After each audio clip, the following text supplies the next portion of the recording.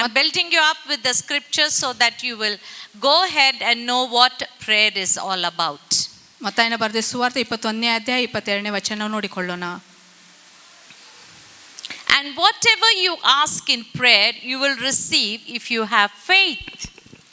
ನೀವು ನಂಬಿಕೊಂಡು ಪ್ರಾರ್ಥನೆಯಲ್ಲಿ ಏನೇನು ಬೇಡಿಕೊಳ್ಳುವಿರೋ ಅದನ್ನೆಲ್ಲ ಹೊಂದುವಿರಿ ಅಂದನು. Amen. So whatever is something, everything that you ask in prayer, you will receive it if you have faith in Jesus Christ. ಕ್ರಿಸ್ತನಲ್ಲಿ ನಿಮಗೆ ನಂಬಿಕೆ ಇರುವುದಾದರೆ ಪ್ರಾರ್ಥನೆಯಲ್ಲಿ ನೀವು ಏನೇನು ಬೇಡಿಕೊಂಡಿದ್ರೋ ಅದನ್ನೆಲ್ಲ ನೀವು ಹೊಂದುವಿರಿ. Go to 1 John chapter 5 verse 14 and 15. ಮೊದಲನೇ ಯೋಹಾನ 5ನೇ ಅಧ್ಯಾಯ 14 ಮತ್ತು 15ನೇ ವಚನ. And this is the confidence that we have towards him, that if we ask anything according to his will, he will hear us. 15th verse. And if we know that he hears us in whatever we ask, we know that we have the request that we have asked of him. ನಾವು ದೇವರ ಚಿತ್ತಾನುಸಾರವಾಗಿ ಏನಾದರೂ ಬೇಡಿಕೊಂಡರೆ ಆತನು ನಮ್ಮ ವಿಜ್ಞಾಪನೆಯನ್ನು ಕೇಳುತ್ತಾನೆಂಬ ಧೈರ್ಯವು ಆತನ ವಿಷಯವಾಗಿ ನಮಗುಂಟು. ನಾವು ಏನು ಬೇಡಿಕೊಂಡರೂ ಆತನು ನಮ್ಮ ವಿಜ್ಞಾಪನೆಯನ್ನು ಕೇಳಿಕೊಳ್ಳುತ್ತಾನೆಂದು ನಮಗೆ ಗೊತ್ತಾಗಿದ್ದರೆ ನಾವು ಬೇಡಿದವುಗಳ ಆತನಿಂದ ನಮಗೆ ದೊರೆಯುತ್ತವೆಂಬುದಾಗಿ ನಮಗೆ ಗೊತ್ತಾಗಿದೆ. Amen. Amen. So in whom we have confidence? ಮತ್ತು ಯಾರಲ್ಲಿ ನಾವು ಭರವಸೆಯನ್ನು ಇಟ್ಟುಕೊಂಡಿದ್ದೇವೆ? In Jesus. ಯೇಸುವಿನಲ್ಲಿ. Because he says if we ask anything according to his will, he will hear us. ಆತನ ಚಿತ್ತಕ್ಕನುಸಾರವಾಗಿ ನಾವು ಏನಾದರೂ ಬೇಡಿಕೊಂಡ್ರೆ ಆತ ನಮ್ಮನ್ನು ಕೇಳಿಸಿಕೊಳ್ಳುತ್ತಾನೆ ಎಂಬುದಾಗಿ ಆತನು ಹೇಳುತ್ತಾನೆ. And if we know he is hearing us, ಆತ ನಮ್ಮನ್ನು ಕೇಳಿಸಿಕೊಳ್ಳುತ್ತಾನೆ ಎಂಬುದಾಗಿ ನಮಗೆ ಗೊತ್ತಿರುವಾಗ, whatever we ask, we know that the request is be known unto him. ನಾವು ಏನೇನು ಬೇಡಿಕೊಳ್ಳುತ್ತೇವೆ ನಮಗೆ ಗೊತ್ತಾಗಬೇಕು, ಆತನು ಅದನ್ನೆಲ್ಲವನ್ನು ಬಲ್ಲವನಾಗಿದ್ದಾನೆ. Amen. Amen. Now a question for you. ಈಗ ನಿಮಗೆ ಒಂದು ಪ್ರಶ್ನೆ ಇದೆ. Where are you on the prayer growth chart? ನೀವು ಪ್ರಾರ್ಥನೆ ಬೆಳವಣಿಗೆ ಯಾವ ಪಟ್ಟಿಯಲ್ಲಿ ನೀವಿದ್ದೀರಾ? Where do you stand in the prayer life? ಪ್ರಾರ್ಥನೆ ಜೀವಿತದಲ್ಲಿ ಯಾವ ಮಟ್ಟದಲ್ಲಿ ನೀವು ನಿಂತುಕೊಳ್ಳುತ್ತೀರಾ? Amen. Amen. Very very important as believers, as Christians, as we are coming every Sunday, every week to church, we need to understand where we stand in the prayer life. ಕ್ರೈಸ್ತರಾಗಿ ವಿಶ್ವಾಸಿಗಳಾಗಿ ಪ್ರತಿ ವಾರ ನಾವು ಸಭೆಗೆ ಬರುತ್ತಿರುವಾಗ ನಮಗೆ ಗೊತ್ತಾಗಬೇಕು ನಾವು ಪ್ರಾರ್ಥನೆ ಜೀವಿತದಲ್ಲಿ ಯಾವ ಒಂದು ಮಟ್ಟದಲ್ಲಿ ನಾವು ಇದ್ದೇವೆ ಎಂಬುದಾಗಿ. As Christ, as believers, you should have a chart for yourself as to where you were before born again experience, and after born again till now where do you stand? ಕ್ರೈಸ್ತರಾಗಿ ವಿಶ್ವಾಸಿಯಾಗಿ ನಾವು ತಿಳಿದುಕೊಳ್ಳಬೇಕು, ನಾವು ಮೊದಲು ತಿರುಗಿ ಹುಟ್ಟುವುದಕ್ಕಿಂತ ಮುಂಚೆ ನಾವು ಎಲ್ಲಿದ್ದೇವೆ, ಈಗ ನಾವು ತಿರುಗಿ ಹುಟ್ಟಿದ ನಂತರ ನಾವು ಎಲ್ಲಿದ್ದೇವೆ, ಯಾವ ಪಟ್ಟಿಯಲ್ಲಿ ನಾವು ಇದ್ದೇವೆ ಎಂಬುದಾಗಿ ನಾವು ತಿಳಿದುಕೊಳ್ಳಬೇಕು. You need to consider how often you need to pray to God. ಮತ್ತು ಎಷ್ಟು ಮಟ್ಟಿಗೆ ನಾವು ಎಷ್ಟು ಸಾರಿ ನಾವು ಪ್ರಾರ್ಥಿಸಬೇಕು ಎಂಬುದಾಗಿ ನಾವು ತಿಳಿದುಕೊಳ್ಳಬೇಕು. And the depth and sincerity of your prayers. ನಿಮ್ಮ ಪ್ರಾರ್ಥನೆ ಒಂದು ಯಥಾರ್ಥತೆಯು, whether you actively seek to grow in your prayer life. ನಿಮ್ಮ ಪ್ರಾರ್ಥನೆ ಜೀವಿತದಲ್ಲಿ ಚಟುವಟಿಕೆ ಉಳ್ಳವರಾಗಿ ನೀವು ಬೆಳೀತಾ ಇದ್ದೀರೋ. It's a personal reflection. ನಮ್ಮ ವೈಯಕ್ತಿಕವಾದ ಒಂದು ಪ್ರತಿಬಿಂಬ ಅದಾಗಿದೆ. And not meant to be a competitive measure against others. ಮತ್ತು ಬೇರೆಯವರೊಟ್ಟಿಗೆ ಯಾವ ಒಂದು ಸ್ಪರ್ಧೆ ಮಾಡುವ ವಿಷಯದಲ್ಲಿ ಅದಾಗಿಲ್ಲ. You yourself need to measure yourself as to how far are you in a prayer life. ಪ್ರಾರ್ಥನೆ ಜೀವಿತದಲ್ಲಿ ನೀವು ಎಷ್ಟು ದೂರವಾಗಿದ್ದೀರೋ ಎಂಬುದಾಗಿ ನಿಮ್ಮನ್ನು ಅಳತೆ ಮಾಡಿಕೊಳ್ಳುವುದಾಗಿದೆ. And the third question is, ಮೂರನೇ ಒಂದು ಪ್ರಶ್ನೆ, how do you think moving to the next level in prayer? ಪ್ರಾರ್ಥನೆಯಲ್ಲಿ ಇನ್ನೊಂದು ಮಟ್ಟಕ್ಕೆ ನಾವು ಹೋಗುವುದು ಎಂಬುದಾಗಿ ಯಾವ ರೀತಿಯಾಗಿ ನಾವು ಆಲೋಚಿಸುತ್ತೇವೆ? To move to the next level in prayer, ಪ್ರಾರ್ಥನೆಯಲ್ಲಿ ಇನ್ನೊಂದು ಮಟ್ಟಕ್ಕೆ ನಾವು ಮುಂದೆ ಹೋಗಬೇಕಾದರೆ it would likely to be required for a deeper commitment to studying scriptures. ವಚನ ಭಾಗವನ್ನು ಆಳವಾಗಿ ಅಧ್ಯಯನ ಮಾಡುವ ಒಂದು ಒಪ್ಪಂದ ಉಳ್ಳವಿಕೆ ನಮಗೆ ಬೇಕಾಗಿರುತ್ತದೆ.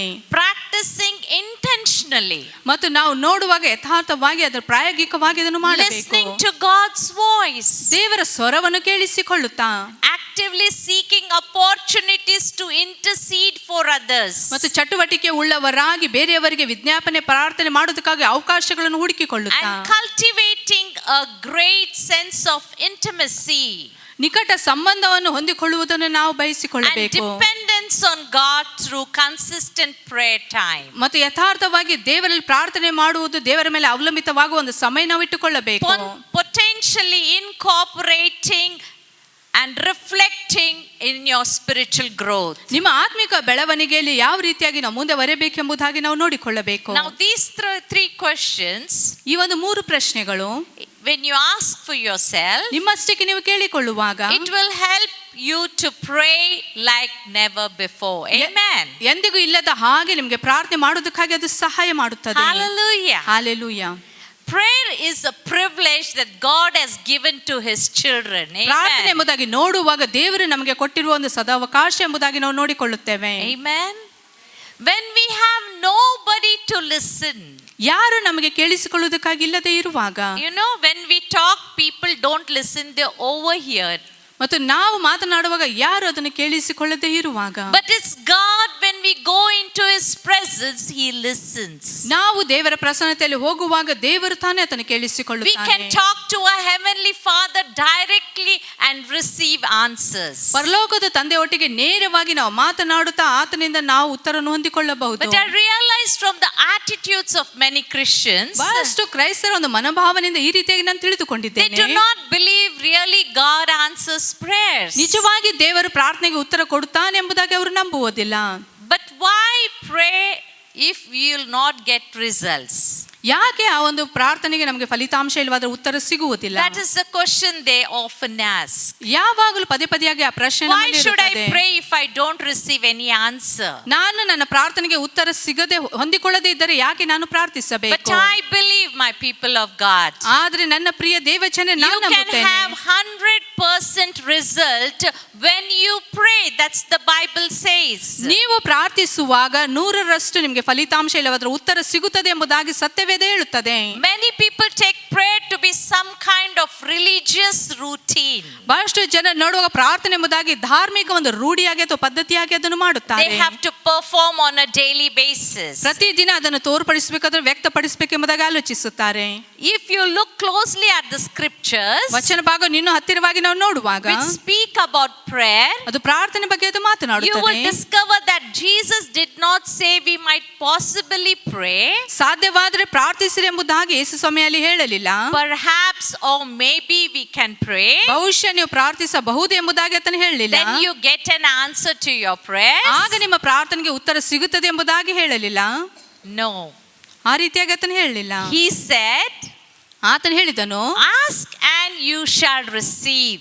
ಬೇಡಿಕೊಳ್ಳಿರಿ ನೀವು ಹೊಂದುವಿರಿ. He said you would get answers for your prayers. ಆತನು ಹೇಳಿದನು ಪ್ರಾರ್ಥನೆಗೆ ನಿಮಗೆ ಉತ್ತರ ಸಿಗುತ್ತದೆ. One such example in the Old Testament we see. ಹಳೆ ಒಡಂಬಡಿಕೆಯಲ್ಲಿ ಒಂದು ಉದಾಹರಣೆ ನಾವು ನೋಡಿಕೊಳ್ಳುತ್ತೇವೆ. Elijah once challenged the false prophets of Baal. ಎಲಿಯನು ಒಂದು ಸುಳ್ಳು ಪ್ರವಾದಿಯಾದ ಬಾಲನಿಗೆ ಆತನು ಒಂದು ಸವಾಲು ಇಡುತ್ತಿರುವಾಗ, There were a bunch of prophets who would worship Baal. ಮತ್ತು ಬಹಳಷ್ಟು ಪ್ರವಾದಿಗಳು ಸೇರಿ ಅಲ್ಲಿ ಬಾಲನನ್ನು ಆತನು ಆರಾಧಿಸ್ತಾ ಇದ್ದರು. He told them, ಆತನು ಅವರಿಗೆ ಹೇಳಿದನು, there is no use in serving a God who is not available. ಲಭ್ಯ ಇಲ್ಲದ ದೇವರನ್ನು ಸೇವೆ ಮಾಡೋದು ಸರಿಯಾಗಿಲ್ಲ ಎಂಬುದಾಗಿ ಆತನು ಹೇಳುತ್ತಾನೆ. A God is either alive or he is dead. ಆತನು ಜೀವಂತವಾಗಿದ್ದಾನೋ ಇಲ್ಲವಾದ್ರೆ ಆತನು ಸತ್ತಿದ್ದಾನೋ. First Kings ಮೊದಲೇ ಅರಸು ಎಂಬ ಪುಸ್ತಕಕ್ಕೆ ನಾವು ಹೋಗೋಣ. 18th chapter, 18ನೇ ಅಧ್ಯಾಯ 27th verse. 27ನೇ ವಚನ. Before that we will read 26th verse. ಅದಕ್ಕಿಂತ ಮುಂಚೆ 26ನೇ ವಚನ ಓದಿಕೊಳ್ಳೋಣ. There was a challenge between Elijah and the prophets of Baal. ಎಲಿಯನು ಮತ್ತು ಬಾಲ್ ಎಂಬ ಪ್ರವಾದಿ ಒಟ್ಟಿಗೆ ಅಲ್ಲಿ ಒಂದು ಸವಾಲನ್ನು ನೀಡಲಾಗಿದೆ. Okay, now in the 26th verse it says, "Oh Baal, answer us." But there was no voice, no one answered. They limped around the altar that they had made. ತಮ್ಮ ದೇವರಾದ ಬಾಳನ ಹೆಸರು ಹೇಳಿ, ಬಾಳನೆ ನಮಗೆ ಕಿವಿಗೊಡು ಎಂದು ಹೊತ್ತಾರೆಯಿಂದ ಮಧ್ಯಾಹ್ನದವರೆಗೆ ಕೂಗಿದರು. ಆಕಾಶವಾಣಿ ಆಗಲಿಲ್ಲ. Amen. Can you imagine? ನೀವು ಊಹಿಸಿಕೊಳ್ಳಬಹುದು. Okay, there's an offer of sacrifice being made unto God. ದೇವರಿಗಾಗಿ ಒಂದು ಯಜ್ಞವನ್ನು ಸಮರ್ಪಿಸುವುದಕ್ಕಾಗಿ ಅಲ್ಲಿ ಎಲ್ಲವನ್ನು ಸಿದ್ಧ So ಮಾಡಿದ್ದರು. Elijah is, challenging them. ಎಲಿಯನು ಅವರಿಗೆ ಅಲ್ಲಿ ಸವಾಲು ಇಡ್ತಾ ಇದ್ದಾನೆ.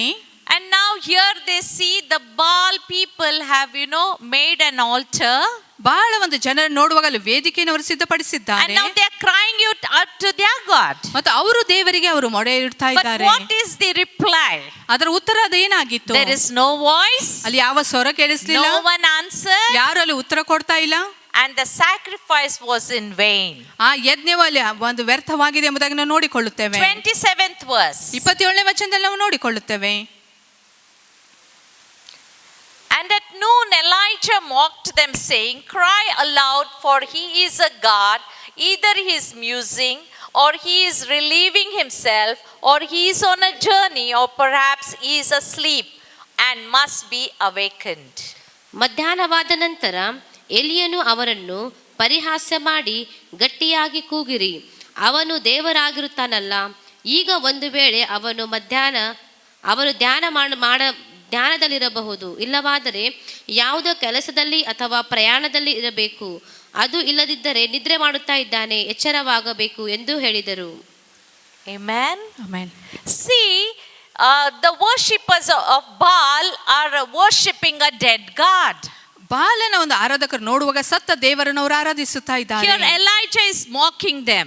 ಎಲಿಯನವರು ನೋಡಿ ಹಾಸ್ಯ ಮಾಡ್ತಾ ಇದ್ದಾನೆ. Okay, how many of you now in a corporate like this in a church, we worship, we pray very nicely. ಈ ರೀತಿಯಾಗಿ ನಾವು ಸಭೆಯಲ್ಲಿ ಒಟ್ಟಾಗಿ ಸೇರಿ ಬಂದಾಗ ನಾವು ದೇವರನ್ನ ಆರಾಧಿಸ್ತೇವೆ, ನಾವು ಒಳ್ಳೆ ರೀತಿಯಾಗಿ ನಾವು But ಪ್ರಾರ್ಥಿಸುತ್ತೇವೆ. any time in your life, if you are challenged alone, what would be your reply? ಯಾವಾಗ ನಿಮ್ಮ ಜೀವಿತದಲ್ಲಿ ಒಬ್ಬಂಟಿಗರಾಗಿರುವಾಗ ನಿಮಗೆ ಸವಾಲು ಬಂದಿರುವಾಗ ನೀವೇನು ಉತ್ತರ ಕೊಡುತ್ತೀರಾ? Here the mocking is very terrible. ಇಲ್ಲಿ ಹಾಸ್ಯ ಮಾಡೋದು ನೋಡುವಾಗ ಬಹಳ ಒಂದು ಕೆಟ್ಟದಾಗಿದೆ. He's saying, cry aloud. ಜೋರಾಗಿ ಗಟ್ಟಿಯಾಗಿ ಕೂಗಿರಿ ಎಂಬುದಾಗಿ ಹೇಳ್ತಾ ಇದ್ದಾನೆ. Either he is relieving himself, he is on a journey, perhaps he must be sleeping. ಆತನು ಎಲ್ಲಾದ್ರೂ ಪ್ರಯಾಣ ಮಾಡ್ತಾ ಇರಬಹುದು, ಇಲ್ಲವಾದ್ರೆ ನಿದ್ದೆ ಮಾಡ್ತಾ ಇರಬಹುದು ಎಂಬುದಾಗಿ ಆತನು ಹೇಳ್ತಾ ಇದ್ದಾನೆ. Amen. The God did not speak. Their God did not speak. ಅವರ ದೇವರು ಆತನಲ್ಲಿ ಮಾತನಾಡ್ತಾ ಇಲ್ಲ. And the prophets of Baal were defeated. ಬಾಲನ ಪ್ರವಾದಿಗಳಲ್ಲಿ ಸೋಲಿಸಲ್ಪಟ್ಟರು ಎಂಬುದಾಗಿ ನಾವು ನೋಡಿಕೊಳ್ಳುತ್ತೇವೆ. Amen. Amen. Today, this morning, ಈ ದಿನ ಈ ಬೆಳಗಿನ ಸಮಯದಲ್ಲಿ who are you worshiping? ನೀವು ಯಾರನ್ನ ಆರಾಧಿಸ್ತಾ Who ಇದ್ದೀರಾ? are you calling out to? ನೀವು ಯಾರಿಗೆ ಮೊರೆ ಇಟ್ಟು ಕೂಗ್ತಾ ಇದ್ದೀರಾ? That is a very important question for us believers. ವಿಶ್ವಾಸಿಗಳು, ಇದು ನಮಗೆ ಅತಿ ಪ್ರಾಮುಖ್ಯವಾದ ಒಂದು ಪ್ರಶ್ನೆ ಇದಾಗಿದೆ. In the verse 37, 37ನೇ ವಚನದಲ್ಲಿ, I'm not going into details. When you have time in the weekdays, you can read the 1 Kings chapter 18. You will get the whole story. ಸಂಪೂರ್ಣ ವಿವರವಾಗಿ ನಾವು ಹೋಗುವುದಿಲ್ಲ, ಆದರೆ ನಿಮಗೆ ಸಮಯ ಇರುವಾಗ ವಾರದಲ್ಲಿ ನೀವು ಅರಸನ ಒಂದು ಪುಸ್ತಕ 1ನೇ ಅರಸು 18ನೇ ಅಧ್ಯಾಯ ಸಂಪೂರ್ಣವಾಗಿ ನೀವು ಓದಿಕೊಂಡು ಆ ಕಥೆಯನ್ನು ತಿಳಿದುಕೊಳ್ಳಿರಿ. Now here we see Elijah. ಮತ್ತು ಎಲಿಯನ ಬಗ್ಗೆ ನಾವಿಲ್ಲಿ ನೋಡಿಕೊಳ್ಳುತ್ತೇವೆ. He is a prophet of the living God. ಜೀವಿಸುವ ದೇವರ ಪ್ರವಾದಿ ಆತನಾಗಿದ್ದಾನೆ. And now his kind of prayer starts. ಮತ್ತು ಆತನ ಒಂದು ಪ್ರಾರ್ಥನೆ ಈಗ ಪ್ರಾರಂಭವಾಗುತ್ತದೆ. He says, ಆತನು ಹೇಳುತ್ತಾನೆ, answer me, Lord, answer me. ದೇವರೇ ನನಗೆ ಉತ್ತರ ಕೊಡು ಎಂಬುದಾಗಿ ಆತನು ಹೇಳ್ತಾ ಇದ್ದಾನೆ. And this people may know that you are Lord our God. ಮತ್ತು ಈ ಜನರು ನೀನು ನಮ್ಮ ದೇವರು, ನಮ್ಮ ರಕ್ಷಕನು ಎಂಬುದಾಗಿ ತಿಳಿದುಕೊಳ್ಳಿ ಎಂಬುದಾಗಿ ಹೇಳ್ತಾ ಇದ್ದಾನೆ. Turn their hearts back. ಮತ್ತು ನೀನು ಅವರ ಹೃದಯವನ್ನು ಹಿಂತಿರುಗಿಸಿ ಎಂಬುದಾಗಿ ಆತನು ಹೇಳುತ್ತಾನೆ. Amen. Amen. Can you see the difference of prayer? ಪ್ರಾರ್ಥನೆ ವ್ಯತ್ಯಾಸವನ್ನು ನೀವು ಇಲ್ಲಿ ನೋಡ್ತಾ ಇದ್ದೀರೋ? He's saying, answer me, oh Lord, answer me. ಓ ಯೆಹೋವನೇ, ನೀನು ಕಿವಿಗೊಡು ಎಂಬುದಾಗಿ ಆತನು ಕೇಳಿಕೊಳ್ಳುತ್ತಾ Hear ಇದ್ದಾನೆ. me, Lord, I am crying out to you. ಮತ್ತು ದೇವರು ನೀನು ಕೇಳಿಸಿಕೊ, ನಾನು ನಿನಗೆ ಮೊರೆ ಇಡುತ್ತಾ ಇದ್ದೇನೆ. Amen. Amen. Now what is the reaction of our living God? ನಮ್ಮ ಜೀವಿಸುವ ದೇವರ ಪ್ರತಿಕ್ರಿಯೆ ಆತನು ಏನಾಗಿದೆ? 38th verse. 38ನೇ ವಚನದಲ್ಲಿ ನೋಡಿಕೊಳ್ಳೋಣ. Then the fire of the Lord fell and consumed the burnt offering and the wood and the stones and the dust and leaked up the water that was in the trench. ಕೂಡಲೇ ಯೆಹೋವನ ಕಡೆಯಿಂದ ಬೆಂಕಿ ಬಿದ್ದು ಯಜ್ಞ ಮಾಂಸವನ್ನು, ಕಟ್ಟಿಗೆ, ಕಲ್ಲು, ಮಣ್ಣುಗಳನ್ನು ದಹಿಸಿಬಿಟ್ಟು ಕಾವಲಿಯಲ್ಲಿದ್ದ ನೀರೆಲ್ಲ ಹೀರಿಬಿಟ್ಟಿತು. Amen. Amen. See what prayer can make us. ಪ್ರಾರ್ಥನೆಯಲ್ಲಿ ಏನ್ ಮಾಡ್ತದೆ ಎಂಬುದಾಗಿ ನಾವು ನೋಡುವಾಗ, You know, the heart of God. ದೇವರ ಒಂದು ಹೃದಯ. You know, when he prayed, ಯಾವಾಗ ಆತನು ಪ್ರಾರ್ಥಿಸಿದನು, immediately fire came and consumed the offering. ತಕ್ಷಣ ನೋಡುವಾಗ ಯೆಹೋವನ ಬೆಂಕಿ ಬಂದು ಆ ಯಜ್ಞವನ್ನು ಆತನು ಸುಟ್ಟು This is ಬಿಟ್ಟಿತು. an example of what prayer can do. ಪ್ರಾರ್ಥನೆ ಏನ್ ಮಾಡ್ತದೆ ಎಂಬುದಾಗಿ ನೋಡುವಾಗ ಅದೇ ಇದು ಉದಾಹರಣೆಯಾಗಿದೆ. This is an example where when we can show the power of God working through our lives. ನಮ್ಮ ಜೀವಿತ ಮುಖಾಂತರ ದೇವರ ಒಂದು ಪ್ರಾರ್ಥನೆ ಬಲದ ಕಾರ್ಯ ಮಾಡ್ತದೆ ಎಂಬುದಾಗಿ ಇದು ತೋರಿಸಿಕೊಡುತ್ತದೆ. You know, when the prophets of Baal were beating themselves and hurting themselves and crying out to God, ಬಾಲನ ಪ್ರವಾದಿಗಳು ತಮ್ಮನ್ನು ತಾವು ಹೊಡೆದುಕೊಂಡು ಅವರು ದೇವರ ಮುಂದೆ ಮೊರೆ ಇಡ್ತಾ ಕೂಗುತ್ತಾ ಇರುವಾಗ Elijah was just watching them. ಎಲೀಯನು ಸುಮ್ಮನೆ ಆತನ ಅವರನ್ನು ನೋಡ್ತಾ ಇದ್ದನು. But in the 39th verse, 39ನೇ ವಚನದಲ್ಲಿ ನಾವು ನೋಡುವಾಗ it says, ಇದು ಹೇಳುತ್ತದೆ, and when all the people saw it, they fell on their faces and said, the Lord, he is God, the Lord, he is God. Amen. Amen. ಜನರೆಲ್ಲರೂ ಅದನ್ನು ಕಂಡು ಬೋರಲ ಬಿದ್ದು ಯೆಹೋವನೇ ದೇವರು, ಯೆಹೋವನೇ ದೇವರು ಎಂದು ಕೂಗಿದರು. Amen. Amen. Hallelujah. Hallelujah. Church, do you believe ಸಭೆ- there is power in the prayer?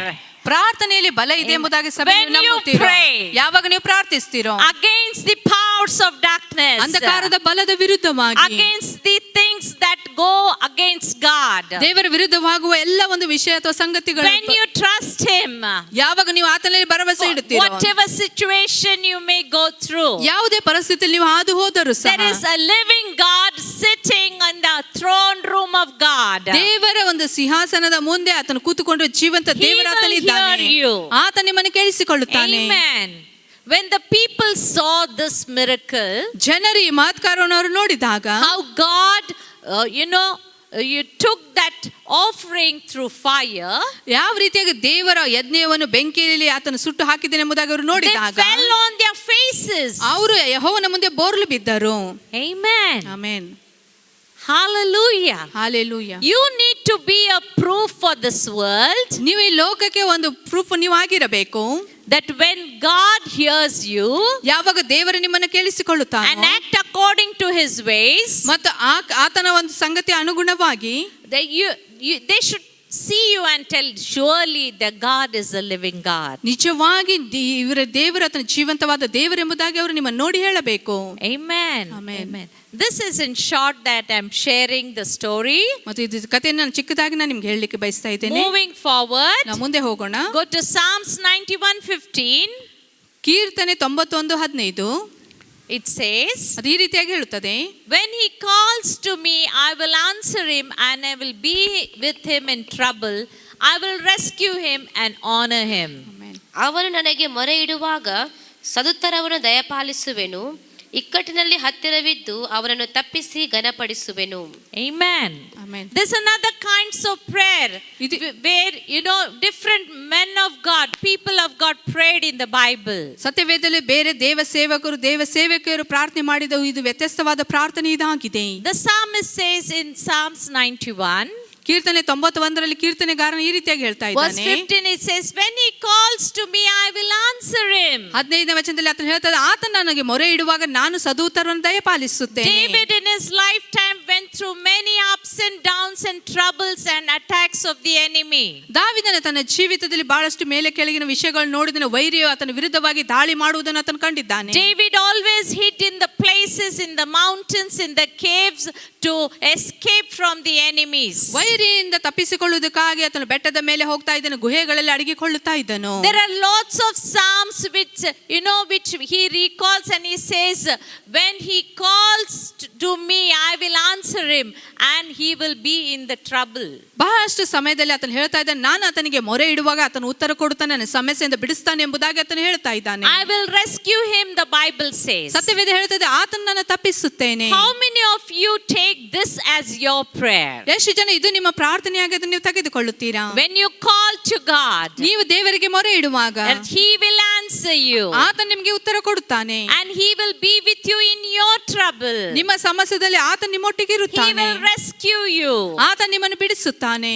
Amen. Amen. Hallelujah. Hallelujah. This is an assurance for us ನಮಗೆ ಇದೊಂದು ಭರವಸೆ ಅಥವಾ ಖಚಿತತೆ that ಇದೆ. the word is living and active and working in our lives. ಈ ವಾಕ್ಯ Amen. ಜೀವಂತವಾಗಿದೆ, ಚಟುವಟಿಕೆ ಉಳ್ಳದಾಗಿದೆ ಮತ್ತು ನಮ್ಮ ಜೀವಿತದಲ್ಲಿ ಅದು ಕಾರ್ಯ ಮಾಡುತ್ತದೆ. We see in Isaiah 58 verse 9. ಯೆಶಾಯ 58 ಅದರ 9ನೇ ವಚನವನ್ನು ನೋಡಿಕೊಳ್ಳೋಣ. Then he says, Isaiah, then you shall call and the Lord will answer. You shall cry and he will say, here I am.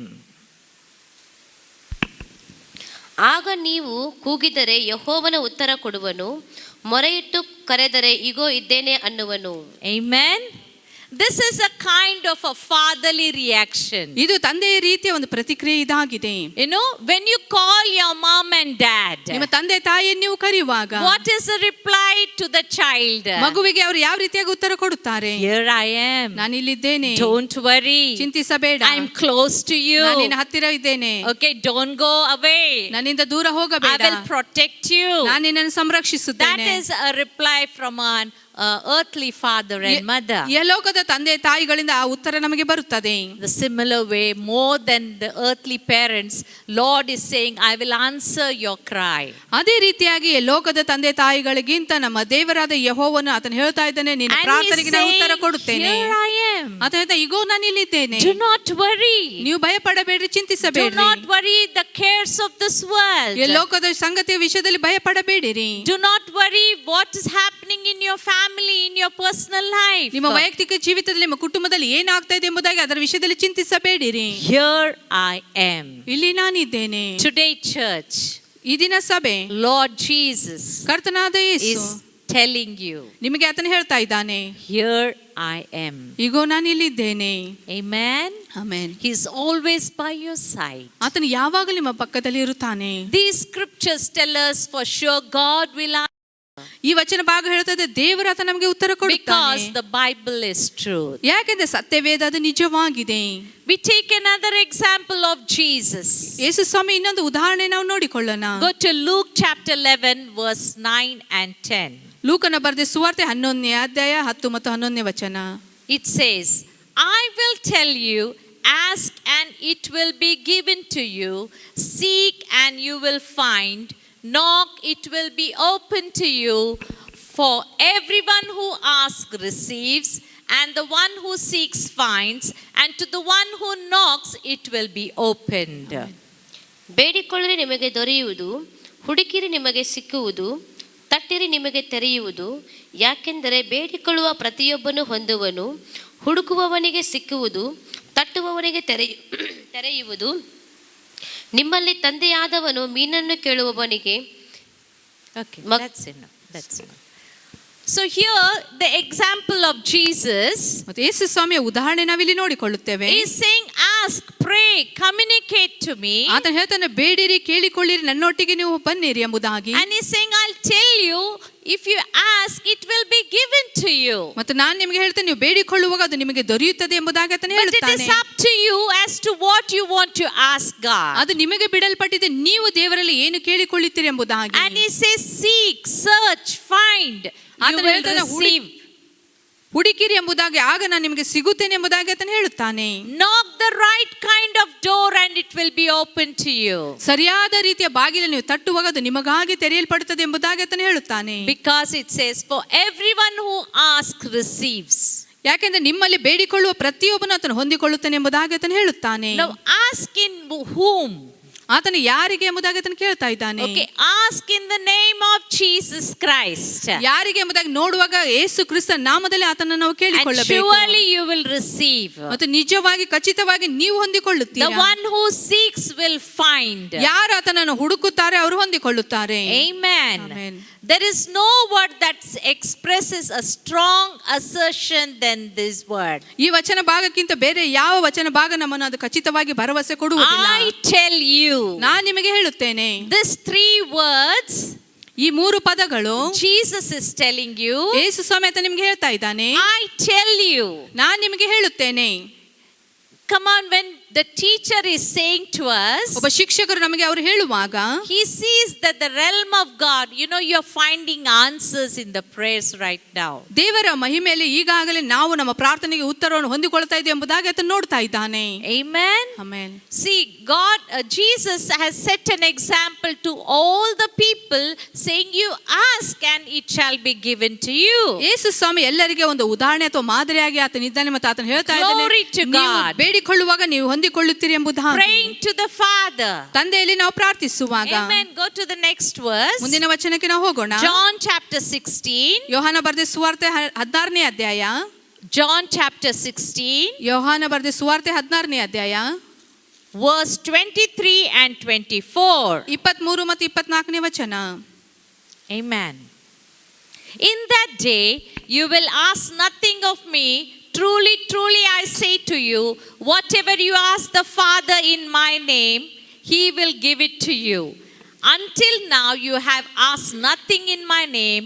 Ask and you will receive, that your joy may be full. ಆ ದಿನದಲ್ಲಿ ನೀವು ನನಗೆ ಯಾವ ಪ್ರಶ್ನೆಯೂ ಮಾಡುವುದಿಲ್ಲ. ನಿಮಗೆ ನಿಜ ನಿಜವಾಗಿ ಹೇಳುತ್ತೇನೆ, ನೀವು ತಂದೆಯನ್ನು ಏನಾದರೂ ಬೇಡಿಕೊಂಡರೆ ಅದನ್ನು ಆತನ ಹೆಸರಿನ ಮೇಲೆ ಕೊಡುವನು. ನೀವು ಇದುವರೆಗೆ ನನ್ನ ಹೆಸರಿನ ಮೇಲೆ ಯಾವುದನ್ನೋ ಬೇಡಿಕೊಂಡಿಲ್ಲ. ಬೇಡಿಕೊಳ್ಳಿ, ನಿಮಗೆ ಸಿಕ್ಕುವುದು. ಆಗ ನಿಮ್ಮ ಆನಂದವು ಪರಿಪೂರ್ಣವಾಗುವುದು. Amen. Amen. Now what is Jesus telling us? ಯೇಸು ಸ್ವಾಮಿ ಆತ ನಮಗೆ ಏನು ಹೇಳ್ತಾ What ಇದ್ದಾನೆ? is Jesus telling his disciples? ಯೇಸು ಸ್ವಾಮಿ ತನ್ನ ಶಿಷ್ಯರಿಗೆ ಆತನ ಏನು He's ಹೇಳ್ತಾ saying, in ಇದ್ದಾನೆ? that day you will ask nothing of me. Truly I say, whatever you ask of the Father in my name, he will give it to you. ಆ ದಿನಗಳಲ್ಲಿ ನೀವು ನನಗೆ ಯಾವ ಪ್ರಶ್ನೆಯನ್ನು ಮಾಡಲಿಲ್ಲ. ಅದನ್ನು ನಿಮಗೆ ನಿಜವಾಗಿ ಹೇಳುತ್ತೇನೆ, ನೀವು ತಂದೆಯಲ್ಲಿ ಏನಾದರೂ ಬೇಡಿಕೊಳ್ಳುವುದಾದರೆ ಅದನ್ನು ಆತನು ನನ್ನ ಹೆಸರಿನ ಮೇಲೆ ನಿಮಗೆ ಕೊಡುತ್ತಾನೆ ಎಂಬುದಾಗಿ ಆತನು ಹೇಳ್ತಾ ಇದ್ದಾನೆ. Amen. Amen. Jesus had a direct communication with the Father. ಮತ್ತೆ ಯೇಸು ಸ್ವಾಮಿ ತಂದೆ ಒಟ್ಟಿಗೆ ನೇರವಾದ ಸಂಪರ್ಕ ಆತನು ಇಟ್ಟುಕೊಂಡಿದ್ದನು. Anywhere he went in a isolated place on a mountain top to pray, ಬೆಟ್ಟದ ಮೇಲಾಗ್ಲಿ ಏಕಾಂಕವಾಗಿ ಯಾವುದೇ ಸ್ಥಳದಲ್ಲಿ ಆತನು ಪ್ರಾರ್ಥನೆಗಾಗಿ ಹೋಗಿರುವಾಗ he quietly spent time in the presence of God and he asked his Father. ನಿಶ್ಶಬ್ದವಾಗಿ ದೇವರ ಪ್ರಸನ್ನತೆಯಲ್ಲಿ ಆತನು ಕೂತುಕೊಂಡು ತಂದೆಯಲ್ಲಿ ಆತನು ಬೇಡಿಕೊಳ್ಳುತ್ತಾ ಇದ್ದನು. Amen. And the same thing he is telling us, whatever you ask of the Father in my name, he will give it to you. ಮತ್ತು ಅದೇ ರೀತಿಯಾಗಿ ಆತನು ಹೇಳ್ತಾ ಇದ್ದಾನೆ, ನನ್ನ ಹೆಸರಿನ ಮೇಲೆ ನೀವು ನನ್ನ ತಂದೆ ಬಳಿಗೆ ಏನಾದರೂ ಕೇಳಿಕೊಳ್ಳುವುದಾದರೆ ಆತನು ನಿಮಗೆ ಕೊಡುತ್ತಾನೆ. But in the 24th verse it says, 24ನೇ ವಚನದಲ್ಲಿ ಈ ರೀತಿಯಾಗಿ ಅದು ಹೇಳುತ್ತದೆ, until now you have asked nothing in my name. ಇದುವರೆಗೆ ನನ್ನ ಹೆಸರಿನಲ್ಲಿ ನೀವು ಏನೇನು ಕೇಳಿಕೊಂಡಿಲ್ಲವೋ. So he says, ask. ಆತನು ಈಗ ಹೇಳ್ತಾ ಇದ್ದಾನೆ, ನೀವು Come on, ಬೇಡಿಕೊಳ್ಳಿರಿ. say ask.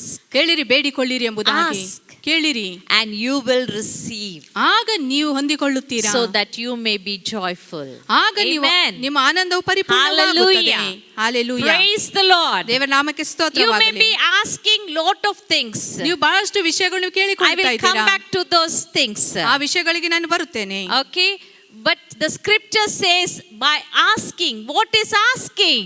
ಬೇಡಿಕೊಳ್ಳುವುದು ಏನಾಗಿದೆ ಎಂಬುದಾಗಿ ನಾವು ವಚನ What is ಭಾಗದಲ್ಲಿ that we ನೋಡುತ್ತೇವೆ. need to ask? ಯಾವ ವಿಷಯವನ್ನು ನಾವು ಬೇಡಿಕೊಳ್ಳಬೇಕು, To whom we need to ask? ಯಾರಿಗೆ ನಾವು ಬೇಡಿಕೊಳ್ಳಬೇಕು, How to ask? ಹೇಗೆ ಬೇಡಿಕೊಳ್ಳಬೇಕು, What is the method of asking? ಬೇಡಿಕೊಳ್ಳುವ ಒಂದು ಮಾದರಿ ಅಥವಾ ವಿಷಯ ಏನಾಗಿದೆ. These all things are written in the Bible. ಎಲ್ಲ ವಿಷಯಗಳು ಸತ್ಯವೇದದಲ್ಲಿ ಬರೆಯಲ್ಪಟ್ಟಿದೆ. Amen. Amen. You may be in trouble.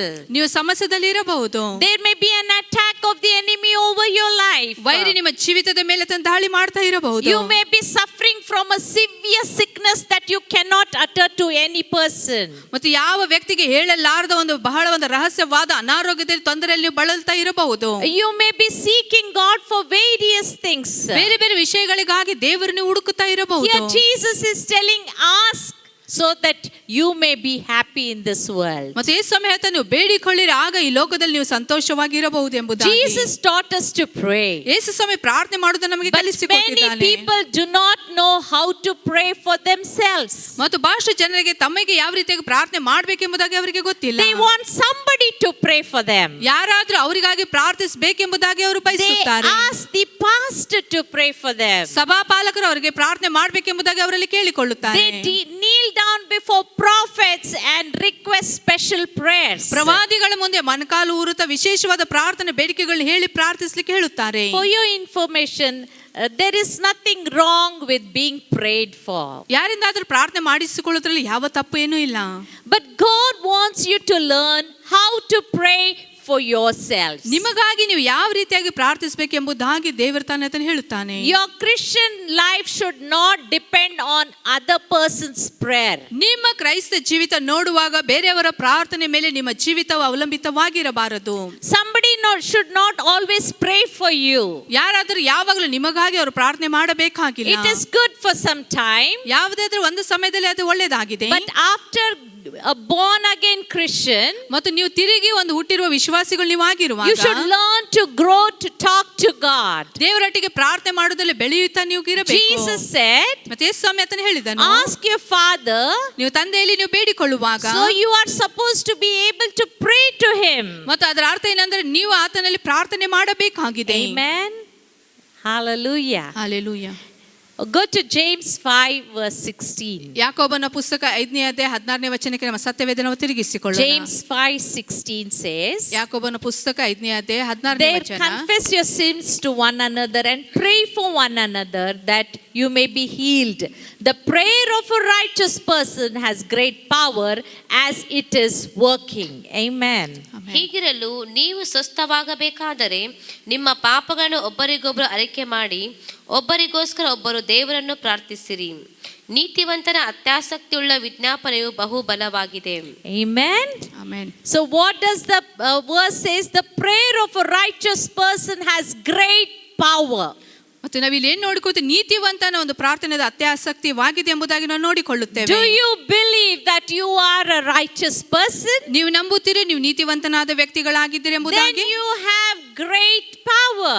ಆಗ ನಿಮಗೆ ಶ್ರೇಷ್ಠವಾದ ಬಲ ನೀವು ಹೊಂದಿಕೊಳ್ಳುತ್ತೀರಾ. Amen. Amen. Go to 2 Corinthians 5 chapter verse 21. 2ನೇ ಕೊರಿಂಥಿ 5ನೇ ಅಧ್ಯಾಯ 21ನೇ ವಚನಕ್ಕೆ ನಮ್ಮ ಸತ್ಯವೇದ ನಾವು ತಿರುಗಿಸೋಣ. 2 Corinthians 5 verse 21. 2ನೇ ಕೊರಿಂಥ ಪತ್ರಿಕೆ 5ನೇ ಅಧ್ಯಾಯ 21ನೇ ವಚನ. For our sake he made him to be sin who knew no sin, so that in him we might become the righteousness of God. You are righteous. You are righteous enough to get results for your prayers. ನಾವು ಆತನಲ್ಲಿ ದೇವರಿಗೆ ಸಮರ್ಪಕರಾದ ನೀತಿ ಸ್ವರೂಪಿಗಳಾಗುವಂತೆ ದೇವರು ಪಾಪ ಜ್ಞಾನವಿಲ್ಲದ ಆತನನ್ನು ನಮಗೋಸ್ಕರ ಪಾಪ ಸ್ವರೂಪಿಯಾಗಿ ಮಾಡಿದನು. Amen. Amen. He died so that we become righteous in him. ನಾವು ಆತನಲ್ಲಿ ನೀತಿವಂತರಾಗಬೇಕಾದ ಕಾರಣ ಆತನು ಮರಣ ಹೊಂದಿದನು. So you are righteous in Christ Jesus. Amen. ಯೇಸು ಕ್ರಿಸ್ತನಲ್ಲಿ ನೀವು ನೀತಿವಂತರಾಗಿದ್ದೀರಾ. Amen. Amen. So for your prayers, to be answered, for you to pray, ನಿಮ್ಮ ಒಂದು ಪ್ರಾರ್ಥನೆಗೆ ಉತ್ತರ ಸಿಗಬೇಕಾದ್ರೆ ನೀವು ಅದಕ್ಕಾಗಿ ಪ್ರಾರ್ಥಿಸಬೇಕು. you need to abide in Christ ನೀವು Jesus. ಕ್ರಿಸ್ತನಲ್ಲಿ ನೀವು ನೆಲೆಗೊಳ್ಳಬೇಕು. Go to John chapter 15 ಯೋಹಾನ ಬರೆದ ಸುವಾರ್ತೆ 15ನೇ ಅಧ್ಯಾಯಕ್ಕೆ ನಮ್ಮ verse ಸತ್ಯವೇದ 7 and 8. 7 ಮತ್ತು 8ನೇ ವಚನ. If you have pen, you can write down. When you go back, you can redo the studies, which will help you grow. Pen ಇರುವುದಾದ್ರೆ ಅದನ್ನು ಬರೆದುಕೊಳ್ಳಿರಿ, ಮನೆಗೆ ಹೋಗಿ ಆ ವಿಷಯವನ್ನು ಅಧ್ಯಯನ ಮಾಡುವುದಕ್ಕಾಗಿ ನಿಮಗೆ John ಒಳ್ಳೆಯದಾಗುತ್ತದೆ. 15 7 and 8. ಯೋಹಾನ ಬರೆದ ಸುವಾರ್ತೆ 15ನೇ ಅಧ್ಯಾಯ 7 ಮತ್ತು 8ನೇ ವಚನ. If you abide in me and my words abide in you, ask whatever you wish and it will be done for you. Verse 8. By this my Father is glorified, that you bear much fruit and so prove to my disciples. ನೀವು ನನ್ನಲ್ಲಿಯೂ ನನ್ನ ವಾಕ್ಯಗಳು ನಿಮ್ಮಲ್ಲಿಯೂ ನೆಲೆಗೊಂಡಿದ್ದರೆ ನೀವು ಏನು ಬೇಕಾದರೂ ಬೇಡಿಕೊಳ್ಳಿರಿ, ಅದು ನಿಮಗೆ ದೊರೆಯುವುದು. ನೀವು ಬಹಳ ಫಲ ಕೊಡುವುದರಿಂದಲೇ ನನ್ನ ತಂದೆಗೆ ಮಹಿಮೆ ಉಂಟಾಗುವುದು ಮತ್ತು ನನ್ನ ಶಿಷ್ಯರಾಗುವಿರಿ. Amen. Amen. Okay, this is a very sure scripture for us to pray. ಬಹಳ ಭರವಸೆ ಅಥವಾ ಖಚಿತವುಳ್ಳ ವಚನ ಭಾಗವಾಗಿದೆ ನಾವು ಪ್ರಾರ್ಥಿಸುವುದಕ್ಕಾಗಿ. If you abide in me and my words abide in you, ask whatever you wish, the Bible says. ನೀವು ನನ್ನಲ್ಲಿಯೂ ನನ್ನ ವಾಕ್ಯವು ನಿಮ್ಮಲ್ಲಿ ನೆಲೆಗೊಂಡಿದ್ದರೆ ನೀವು ಏನು ಬೇಕಾದರೂ ಬೇಡಿಕೊಳ್ಳಿರಿ ಎಂಬುದಾಗಿ ಸತ್ಯವೇದ It ಹೇಳುತ್ತದೆ. will be done to you. ಅದು ನಿಮಗಾಗಿ ನೆರವೇರುತ್ತದೆ. Okay, that is a proof that you are a disciple of Jesus. ಅದರ ಭರವಸೆ ಏನೆಂದರೆ ನೀವು ಯೇಸು ಸ್ವಾಮಿ ಶಿಷ್ಯರಾಗಿದ್ದೀರಿ ಎಂಬುದಾಗಿ. Amen. Amen. Here in my teachings, ಇಲ್ಲಿ ನನ್ನ ಬೋಧನೆಯಲ್ಲಿ you will discover 3 important steps to receiving answers to your prayers. ನಿಮ್ಮ ಪ್ರಾರ್ಥನೆಗೆ ಉತ್ತರ ಸಿಗುವುದಕ್ಕಾಗಿ 3 ಅಂಶಗಳು ನೀವು ಇಲ್ಲಿ ನೋಡಿಕೊಳ್ಳುತ್ತೀರಾ. John 16 verse 24. ಯೋಹಾನ ಬರೆದ ಸುವಾರ್ತೆ 16ನೇ ಅಧ್ಯಾಯ 20. Until now you have asked nothing in my name. Ask and you will receive, that your joy may be full. ನೀವು ಇದುವರೆಗೆ ನನ್ನ ಹೆಸರಿನ ಮೇಲೆ ಯಾವುದನ್ನು ಬೇಡಿಕೊಂಡಿಲ್ಲ, ಬೇಡಿಕೊಳ್ಳಿರಿ, ನಿಮಗೆ ಸಿಕ್ಕುವುದು, ಆಗ ನಿಮ್ಮ ಆನಂದವು ಪರಿಪೂರ್ಣವಾಗುವುದು. Amen. Amen. Hallelujah. Hallelujah. We have seen this. ಇದನ್ನು ನಾವು ನೋಡಿಕೊಂಡಿದ್ದೇವೆ. Okay, moving forward we see Luke chapter 18 verse 1. ಲೂಕನ ಬರೆದ ಸುವಾರ್ತೆ 18ನೇ ಅಧ್ಯಾಯ 1ನೇ ವಚನ ನಾವು This is a ನೋಡಿಕೊಳ್ಳೋಣ. parable of a persistent woman. ಒಬ್ಬ ಸ್ತ್ರೀಯ ಒಂದು ಸಾಮ್ಯ ನಾವು ನೋಡಿಕೊಳ್ಳುತ್ತೇವೆ. Amen. Women are persistent continually. ಸತತವಾಗಿ ಅಥವಾ ನಿರಂತರವಾಗಿ ಪ್ರಾರ್ಥನೆ ಮಾಡುವ ಸ್ತ್ರೀ ವಿಷಯದಲ್ಲಿ ನಾವು ನೋಡಿಕೊಳ್ಳುತ್ತೇವೆ. Then he spoke a parable to them that men always ought to pray and not lose heart. ಬೇಸರಗೊಳ್ಳದೆ ಯಾವಾಗಲೂ ಪ್ರಾರ್ಥನೆ ಮಾಡಿರಬೇಕೆಂಬ ಆತನು ಅವರಿಗೆ ಒಂದು ಸಾಮ್ಯವನ್ನು ಹೇಳಿದನು. Prayer is an legal activity. ಮತ್ತು ನಾವು ನೋಡುವಾಗ ಪ್ರಾರ್ಥನೆ ಎಂಬುದಾಗಿ ನೋಡುವಾಗ ನಾವು ಅದು ಮಾಡಬೇಕಾಗಿದೆ. Okay, it's an activity which it's a daily activity that you need to go in the presence of God. ದೇವರ ಪ್ರಸನ್ನತೆ ಪ್ರತಿದಿನ ಹೋಗುವ ಒಂದು ಚಟುವಟಿಕೆ ಅದಾಗಿದೆ. Prayer is necessity. ಪ್ರಾರ್ಥನೆ ಅದು ನಮಗೆ Amen. ಅತಿ ಅವಶ್ಯಕವಾಗಿದೆ. If you have some notes to write it in Kannada, write it in English, that will help you grow. ನಿಮ್ಮಲ್ಲಿ ನೋಟ್ಸ್ ಪುಸ್ತಕಗಳಿರುವುದಾದರೆ ಇದು ನೋಟ್ಸ್ಗಳನ್ನು ಬರೆದುಕೊಳ್ಳಿರಿ, ನೀವು ಬೆಳೆಯುವುದಕ್ಕಾಗಿ ನಿಮಗೆ ಸಹಾಯವಾಗುತ್ತದೆ. You need to pray. It's not an option. ನೀವು ಪ್ರಾರ್ಥನೆ ಮಾಡಬೇಕೆಂಬುದು ಅದು ಯಾವ ನಿಮಗೆ ಆಯ್ಕೆ ಇಲ್ಲ. It's not an option. ಅದು ನಿಮಗೆ ಯಾವ ಆಯ್ಕೆಯಾಗಿ ಕೊಡಲ್ಪಟ್ಟಿಲ್ಲ. It's like the air we breathe. ನಾವು ಯಾವ Amen? ರೀತಿಯಾಗಿ ಶ್ವಾಸ ತೆಗೆದುಕೊಳ್ಳುವ ಅದೇ ರೀತಿಯಾಗಿ ಅದಾಗಿದೆ. It's not because you like it you pray, you dislike it you don't pray. ನಿಮಗೆ ಇಷ್ಟ ಇದ್ದರೆ ಪ್ರಾರ್ಥಿಸಬಹುದು, ಇಷ್ಟ ಇಲ್ಲ ಅಂದ್ರೆ ಪ್ರಾರ್ಥನೆ ಮಾಡುವುದಿಲ್ಲ ಎಂಬುದಾಗಿ ಆ ರೀತಿಯಾಗಿ ಅದಾಗಿಲ್ಲ. Okay, it's a lifestyle. ಅದು ನಮ್ಮ Amen. ಜೀವನ ಶೈಲಿಯಾಗಿದೆ. Hallelujah. Hallelujah. How many of you will start your lifestyle through prayer from today? ಎಷ್ಟು ಜನ ಈ ದಿನದಿಂದ ನಿಮ್ಮ ಒಂದು ಜೀವಿತವನ್ನು ಪ್ರಾರ್ಥನೆ ಜೀವಿತವಾಗಿ ನೀವು ಮಾಡಿಕೊಳ್ಳುತ್ತೀರಾ? Always praying. ಯಾವಾಗಲೂ ಪ್ರಾರ್ಥಿಸುತ್ತಾ, Always seeking God. ಯಾವಾಗಲೂ ದೇವರನ್ನು ಹುಡುಕುತ್ತಾ. As parents, when you develop the right kind of prayer life, ಮತ್ತು ತಂದೆ ತಾಯಿಗಳು ನೀವಾಗಿ ಸರಿಯಾದ ರೀತಿಯ ಪ್ರಾರ್ಥನೆ ಜೀವಿತವನ್ನು ನೀವು ಮಾಡಿಕೊಳ್ಳುವಾಗ, as grandparents, you also learn to pray. ನಿಮ್ಮ ಮೊಮ್ಮಕ್ಕಳು ಸಹ ನೀವು ಪ್ರಾರ್ಥನೆ ಮಾಡುವುದನ್ನು ನೋಡಿ ಅವರು ಕಲಿಯುತ್ತಾರೆ. Okay, your children will learn and walk in your footsteps. ನಿಮ್ಮ ಮಕ್ಕಳು ಅದನ್ನು ಕಲಿತುಕೊಂಡು ನಿಮ್ಮ ಒಂದು ಹೆಜ್ಜೆ ಜಾಡಿಯಲ್ಲಿ ಅವರು ನಡೆಯುತ್ತಾರೆ. All the time you need to pray. ಯಾವಾಗಲೂ ಎಲ್ಲಾ ಸಮಯದಲ್ಲಿ ನೀವು ಪ್ರಾರ್ಥಿಸಬೇಕು. Every time. ಪ್ರತಿ ಸಾರಿ, Every second. ಪ್ರತಿ ಕ್ಷಣದಲ್ಲಿ.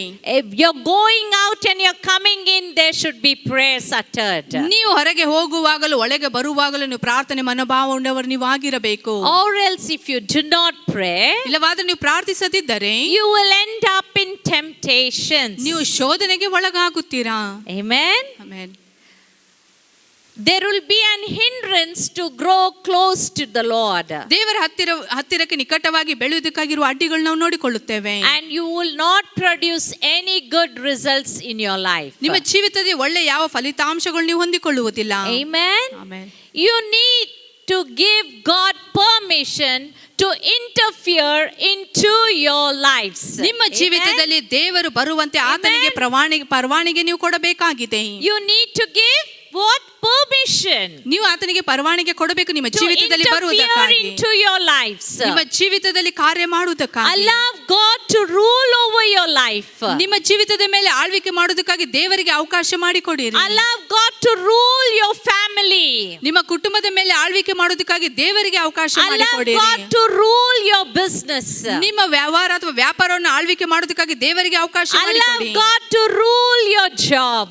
ನಿಮ್ಮ ಕೆಲಸದ ಮೇಲೆ ಆಳ್ವಿಕೆ ಮಾಡುವುದಕ್ಕಾಗಿ ದೇವರಿಗೆ ಅವಕಾಶ Allow ಮಾಡಿಕೊಡಿರಿ. God to rule your finances. ನಿಮ್ಮ ಹಣಕಾಸಿನ ಮೇಲೆ ದೇವರ ಆಳ್ವಿಕೆ ಮಾಡುವುದಕ್ಕಾಗಿ ಆತನಿಗೆ ಅವಕಾಶ ಮಾಡಿಕೊಡಿ. Amen. ಆಮೆನ್. Hallelujah. ಹಲ್ಲೆಲೂಯಾ.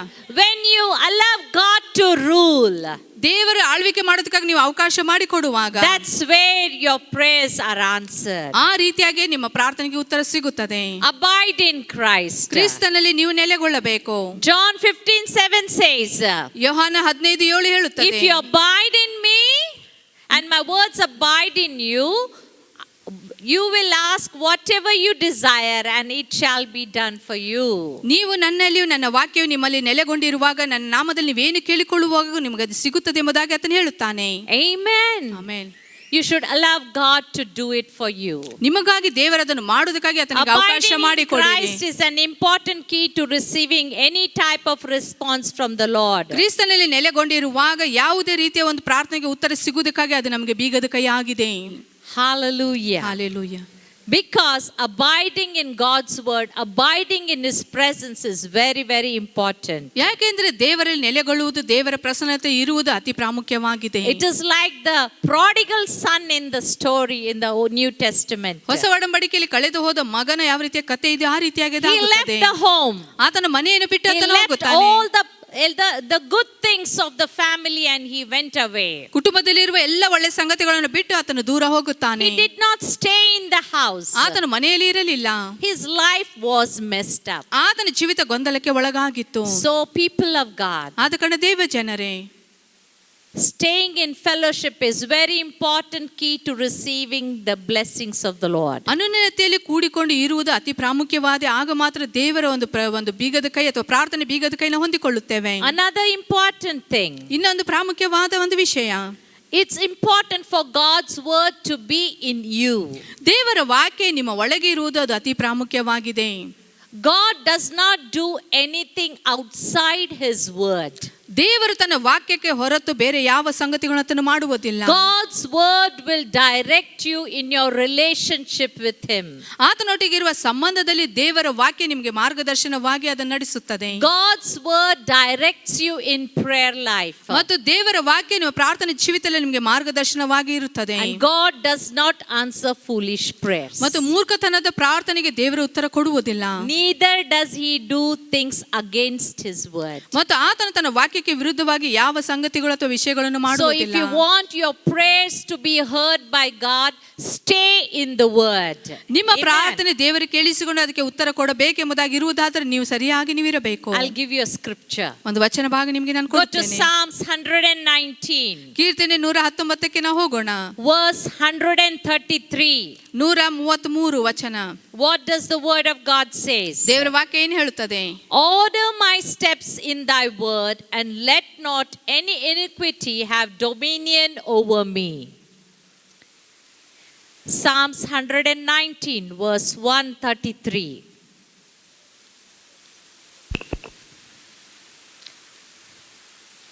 ನಿನ್ನ ನುಡಿಗನುಸಾರವಾಗಿ ನನ್ನ ಹೆಜ್ಜೆಯನ್ನು ದೃಢಪಡಿಸು. Order my steps in thy word, and let not any iniquity have dominion over me. Amen. Amen. Hallelujah. Hallelujah. So our steps should be according to the word of God. ನಮ್ಮ ಹೆಜ್ಜೆಗಳು ನೋಡುವಾಗ ದೇವರ ವಾಕ್ಯಕ್ಕೆ ಅನುಗುಣವಾಗಿ ಇರಬೇಕು. And let not any sin have dominion over me or power over me. ಯಾವ ಬಲ ಅಥವಾ ಯಾವ ಪಾಪ ನಮ್ಮ ಮೇಲೆ ಆಳ್ವಿಕೆ ಮಾಡುವುದು ಬೇಡ. So the meaning of this is, ಇದರ ಅರ್ಥ ಏನೆಂಬುದಾಗಿ ನೋಡುವಾಗ, if you go away from God, ದೇವರಿಂದ ನೀವು ದೂರವಾಗಿ ಹೋಗುವಾಗ, okay, if your steps are moving to the other side, ನಿಮ್ಮ ಹೆಜ್ಜೆಗಳು ಬೇರೆ ಕಡೆಗೆ ಅದು ಹೋಗ್ತಾ ಇರುವಾಗ, surely sin will rule over your life. ನಿಜವಾಗಿ ನೋಡುವಾಗ ಪಾಪ ನಿಮ್ಮ ಜೀವಿತದ ಮೇಲೆ ಆಳ್ವಿಕೆ ಮಾಡುತ್ತದೆ. So obedience is to the word of God is very very important. ದೇವರ ವಾಕ್ಯಕ್ಕೆ ವಿಧೇಯರಾಗಿರುವುದು ಅತಿ Obey ಪ್ರಾಮುಖ್ಯವಾಗಿದೆ. the Lord. ದೇವರ ವಾಕ್ಯಕ್ಕೆ ದೇವರಿಗೆ ವಿಧೇಯರಾಗಿರಿ.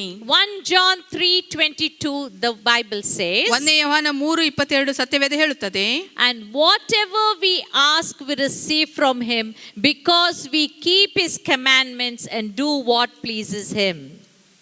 Whatever we ask we receive, ನಾವೇನೇನು ಬೇಡಿಕೊಳ್ಳುತ್ತೇವೆ ನಾವು ಹೊಂದಿಕೊಳ್ಳುತ್ತೇವೆ, because we keep his commandments. ಯಾಕೆಂದ್ರೆ ನಾವು ಆತನ ಆಜ್ಞೆಗಳನ್ನು So ಬಿಟ್ಟುಕೊಳ್ಳುತ್ತೇವೆ. very important to understand that in prayer, whatever we receive, when we ask, obedience is required in prayer life. ಮತ್ತು ನಾವು ಏನು ಬೇಡಿಕೊಳ್ಳುತ್ತೇವೆ ಅದನ್ನು ಹೊಂದಿಕೊಳ್ಳುತ್ತೇವೆ ಎಂಬುದಾಗಿ ನಾವು ತಿಳಿದುಕೊಳ್ಳಬೇಕು. ಮತ್ತು ವಿಧೇಯತನೆಯು ಪ್ರಾರ್ಥನೆಯಲ್ಲಿ ಅತಿ ಪ್ರಾಮುಖ್ಯವಾಗಿದೆ. John 14:5. ಯೋಹಾನ 14ನೇ ಅಧ್ಯಾಯ 5ನೇ ವಚನ ಹೇಳುತ್ತದೆ, If you love me, ನೀವು ನನ್ನನ್ನು ಪ್ರೀತಿಸುವುದಾದರೆ keep my commandments. ನನ್ನ ಆಜ್ಞೆಗಳನ್ನು ಕೈಗೊಂಡು ನಡೆಯಿರಿ. Hallelujah. ಹಲ್ಲೆಲೂಯಾ. John 15:4 says, ಯೋಹಾನ 15:4 ಹೇಳುತ್ತದೆ, you are my friends if you do what I command. ನಾನು ಆಜ್ಞಾಪಿಸಿದ ಸಂಗತಿಗಳು ನೀವು ಮಾಡುವಾಗ ನೀವು ನನ್ನ ಸ್ನೇಹಿತರಾಗುತ್ತೀರಾ. Amen. Amen. All these scriptures say ಎಲ್ಲ ವಚನ ಭಾಗಗಳು ಹೇಳುತ್ತವೆ, that obedience is so important. ವಿಧೇಯತೆಯು ಅತಿ ಪ್ರಾಮುಖ್ಯವಾಗಿದೆ. We need to obey the word of God ನಾವು ದೇವರ ವಾಕ್ಯಕ್ಕೆ ವಿಧೇಯರಾಗಬೇಕು. through prayer life. ಪ್ರಾರ್ಥನೆ ಜೀವಿತದ ಮುಖಾಂತರ. The power of prayer works only when we abide in Christ and obey his word. ಕ್ರಿಸ್ತನ ವಾಕ್ಯದಲ್ಲಿ ನೆಲೆಗೊಂಡು ಆತನ ವಾಕ್ಯಕ್ಕೆ ವಿಧೇಯರಾಗುವಾಗ ಮಾತ್ರ ಪ್ರಾರ್ಥನೆ ಬಲವನ್ನು ನಾವು ನೋಡುತ್ತೇವೆ. Otherwise what will happen? ಇಲ್ಲವಾದ್ರೆ ಏನಾಗುತ್ತದೆ? Go to Proverbs 28:9. ಜ್ಞಾನೋಕ್ತಿ 28 ಅದರ 29ನೇ ವಚನ ನಾವು ನೋಡಿಕೊಳ್ಳೋಣ. Yes, you can read it. Proverbs 28 verse 9. ಜ್ಞಾನೋಕ್ತಿ 28ನೇ ಅಧ್ಯಾಯ 9ನೇ ವಚನ.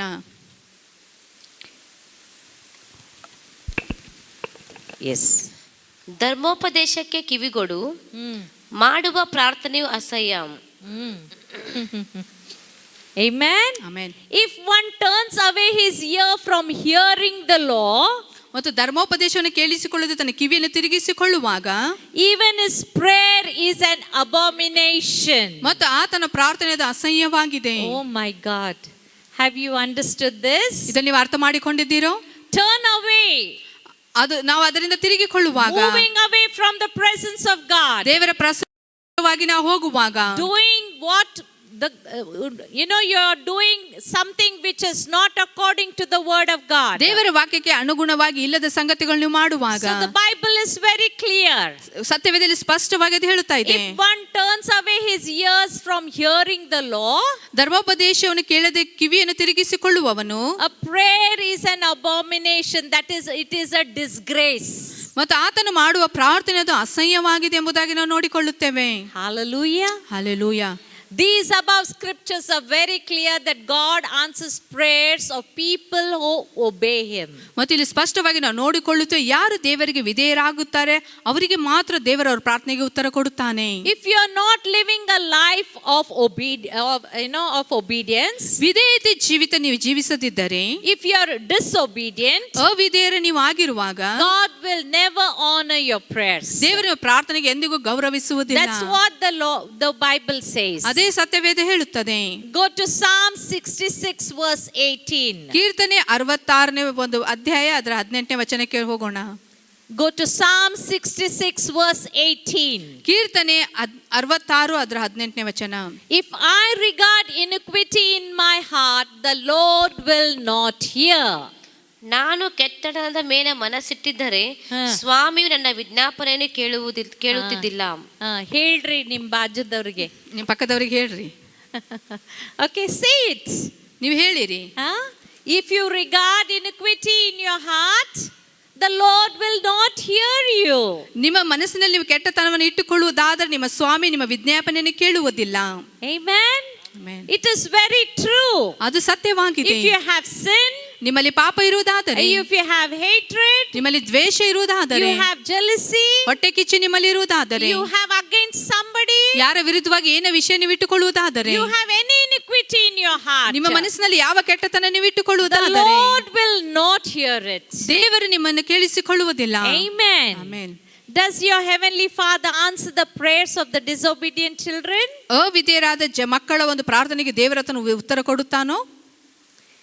If God has called you, then simply or just obey him.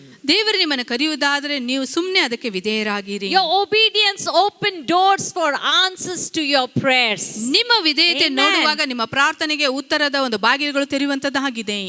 The next step that we need to have in our lives, ನಮ್ಮ ಜೀವಿತದಲ್ಲಿ ಇನ್ನೊಂದು ಹೆಜ್ಜೆ ಅಥವಾ ಮಟ್ಟವನ್ನು ಹೊಂದಿಕೊಳ್ಳಬೇಕು. ನಮ್ಮ ಪ್ರಾರ್ಥನೆ ಜೀವಿತದಲ್ಲಿ is faith. ಅದು ನಂಬಿಕೆಯಾಗಿದೆ. Every time you pray, ಪ್ರತಿ ಸಾರಿ ನೀವು ಪ್ರಾರ್ಥಿಸುವಾಗ faith is mixed. ನಂಬಿಕೆ ಅದರಲ್ಲಿ ಇರಬೇಕು. And you say, by faith I receive. ನಂಬಿಕೆ ಮುಖಾಂತರ ನಾನು ಹೊಂದಿಕೊಳ್ಳುತ್ತೇನೆ ಎಂಬುದಾಗಿ ನೀವು ಹೇಳಬೇಕು. Okay, it says in Mark 11 verse 24. ಮಾರ್ಕನ ಸುವಾರ್ತೆ 11ನೇ ಅಧ್ಯಾಯ 24ನೇ ವಚನದಲ್ಲಿ ನಾವು ನೋಡಿಕೊಳ್ಳುತ್ತೇವೆ. It says, ಅದು ಹೇಳುತ್ತದೆ, therefore I say unto you, what things soever ye desire when ye pray, believe that ye receive them and ye shall have them. ಆದ ಕಾರಣ ನೀವು ಪ್ರಾರ್ಥನೆ ಮಾಡಿ ಏನೇನು ಬೇಡಿಕೊಳ್ಳುತ್ತೀರೋ ಅದನ್ನೆಲ್ಲ ಹೊಂದಿದ್ದೇವೆಂದು ನಂಬಿರಿ, ಅದು ನಿಮಗೆ ಸಿಕ್ಕುವುದು ಎಂದು ಹೇಳುತ್ತೇನೆ. Amen. Amen. What the Bible says, ಇಲ್ಲಿ ಸತ್ಯವೇದ ಏನು ಹೇಳುತ್ತದೆ? when you pray, ನೀವು ಯಾವಾಗ ಪ್ರಾರ್ಥಿಸ್ತೀರೋ, what things you are desiring for, ಯಾವ ವಿಷಯವನ್ನು ನೀವು ಬಯಸ್ತಾ ಇದ್ದೀರೋ, it may be articles, it may be your personal life, it may be your family. ಅದು ನಿಮ್ಮ ವೈಯಕ್ತಿಕ ಜೀವಿತವಾಗಿರಬಹುದು, ನಿಮ್ಮ ಕುಟುಂಬವಾಗಿರಬಹುದು, ಯಾವುದೇ ಸಂಗತಿ ನೀವು ಬಯಸ್ತಾ ಇರಬಹುದು. If you are a student, you may ask for education, for your ambition to be fulfilled. ನೀವು ವಿದ್ಯಾರ್ಥಿಗಳಾಗಿರುವಾಗ ನಿಮ್ಮ ವಿದ್ಯಾಭ್ಯಾಸಕ್ಕಾಗಿ ನಿಮ್ಮ ಗುರಿ ಅದು ಪರಿಪೂರ್ಣ ಆಗುವುದಕ್ಕಾಗಿ ನೀವು ಆತನಲ್ಲಿ ಕೇಳಿಕೊಳ್ಳಬಹುದು. But if you don't have faith, if you don't believe, ನಿಮ್ಮಲ್ಲಿ ನಂಬಿಕೆ ಇಲ್ಲದೆ ನೀವು ಆ ವಿಷಯದಲ್ಲಿ ಭರವಸೆ ಇಡದಿದ್ದರೆ you will not have it. ನೀವು ಅದನ್ನು ಹೊಂದಿಕೊಳ್ಳುವುದಿಲ್ಲ. Jesus taught great lessons on faith throughout his ministry. ಯೇಸು ಸ್ವಾಮಿ ತನ್ನ ಸಂಪೂರ್ಣ ಸೇವೆಯಲ್ಲಿ ನಂಬಿಕೆ ವಿಷಯದಲ್ಲಿ ಒಳ್ಳೆ ಸಂಗತಿಗಳನ್ನು ತನ್ನ ಕಲಿಸಿದ್ದಾನೆ. He emphasized that people were getting blessed because they exercised their faith in God. ದೇವರಲ್ಲಿ ತಮ್ಮ ನಂಬಿಕೆಯನ್ನು ಇಟ್ಟುಕೊಂಡು ಅದನ್ನು ಪರಿಪೂರ್ಣ ಮಾಡುವ ವಿಷಯದಲ್ಲಿ ಆತ ನಮಗೆ ಹೇಳಿದ್ದಾನೆ. Amen. Amen. Hebrews 10 verse 38. ಇಬ್ರಿಯ ಪತ್ರಿಕೆ 10ನೇ ಅಧ್ಯಾಯ 38ನೇ ವಚನ. Amen. Now the just shall live by faith, but if any man draw back, my soul shall have no pleasure in him. Hebrews 10:38. ಆದರೆ ನನ್ನವರಾಗಿರುವ ನೀತಿವಂತನು ನಂಬಿಕೆಯಿಂದಲೇ ಬದುಕುವನು. ಅವನು ಹೀಗೆಂದರೆ ಅವನಲ್ಲಿ ನನಗೆ ಸಂತೋಷವಿರುವುದಿಲ್ಲ. Amen. So what? By faith you will live. Your life is on faith. ನೀವು ನಂಬಿಕೆಯ ಮುಖಾಂತರ ನೀವು ಜೀವಿಸಿದರೆ, ಯಾಕಂದ್ರೆ ನಿಮ್ಮ ಜೀವಿತದ ನಂಬಿಕೆ ಮೇಲೆ ಅವಲಂಬಿತವಾಗಿದೆ. But if a man draw back, my soul shall have no pleasure in him. ಮತ್ತು ಯಾವ ಮನುಷ್ಯನಾದರೆ ಹಿಂತಿರುಗುವಾಗ ಅಲ್ಲಿ ಯಾವ ಆತನಿಗೆ ಮೆಚ್ಚುಗೆ ಇರುವುದಿಲ್ಲ.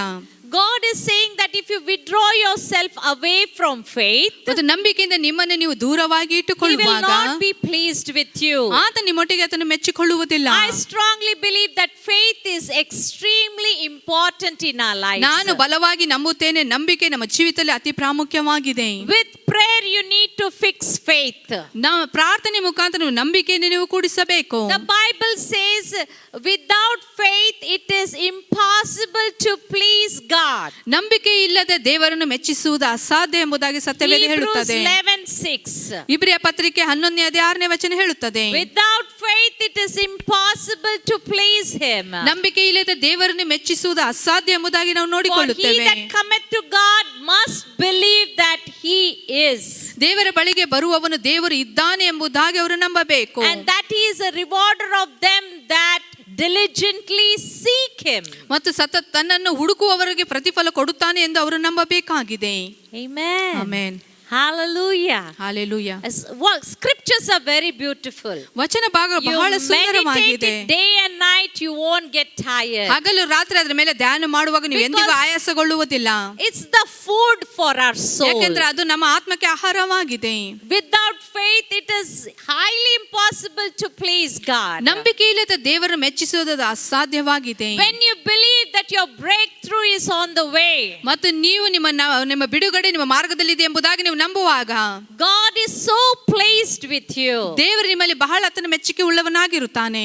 For example, when you have faith that you will live long, ಉದಾಹರಣೆಯಾಗಿ ನೋಡುವಾಗ ನಿಮ್ಮಲ್ಲಿ ನಂಬಿಕೆ ಇರುವಾಗ ನೀವು ದೀರ್ಘಕಾಲ ನೀವು ಜೀವಿಸುತ್ತೀರಾ. God is provoked to extend your life. ಮತ್ತು ದೇವರು ನಿಮ್ಮ ಜೀವಿತವನ್ನು ಆತನು ಹೆಚ್ಚಿಸುವುದಕ್ಕಾಗಿ ಆತನು ಬಯಸುತ್ತಾನೆ. When you believe that God will give you increase in all things, ಎಲ್ಲ ವಿಷಯಗಳು ದೇವರು ನಿಮಗೆ ಬಡ್ತಿ ಕೊಡ್ತಾನೆ ಎಂಬುದಾಗಿ ನೀವು ನಂಬುವಾಗ always remember ಯಾವಾಗಲೂ ನೆನಪಿನಲ್ಲಿ that ಇಟ್ಟುಕೊಳ್ಳಿರಿ. God is happy when you obey and follow his commandments. ನೀವು ದೇವರಿಗೆ ವಿಧೇಯರಾಗಿ ಆತನ ಆಜ್ಞೆಗಳನ್ನು ಹಿಂಬಾಲಿಸುವಾಗ ಮಾತ್ರ ಆತನ ಸಂತೋಷವುಳ್ಳವನಾಗಿರುತ್ತಾನೆ.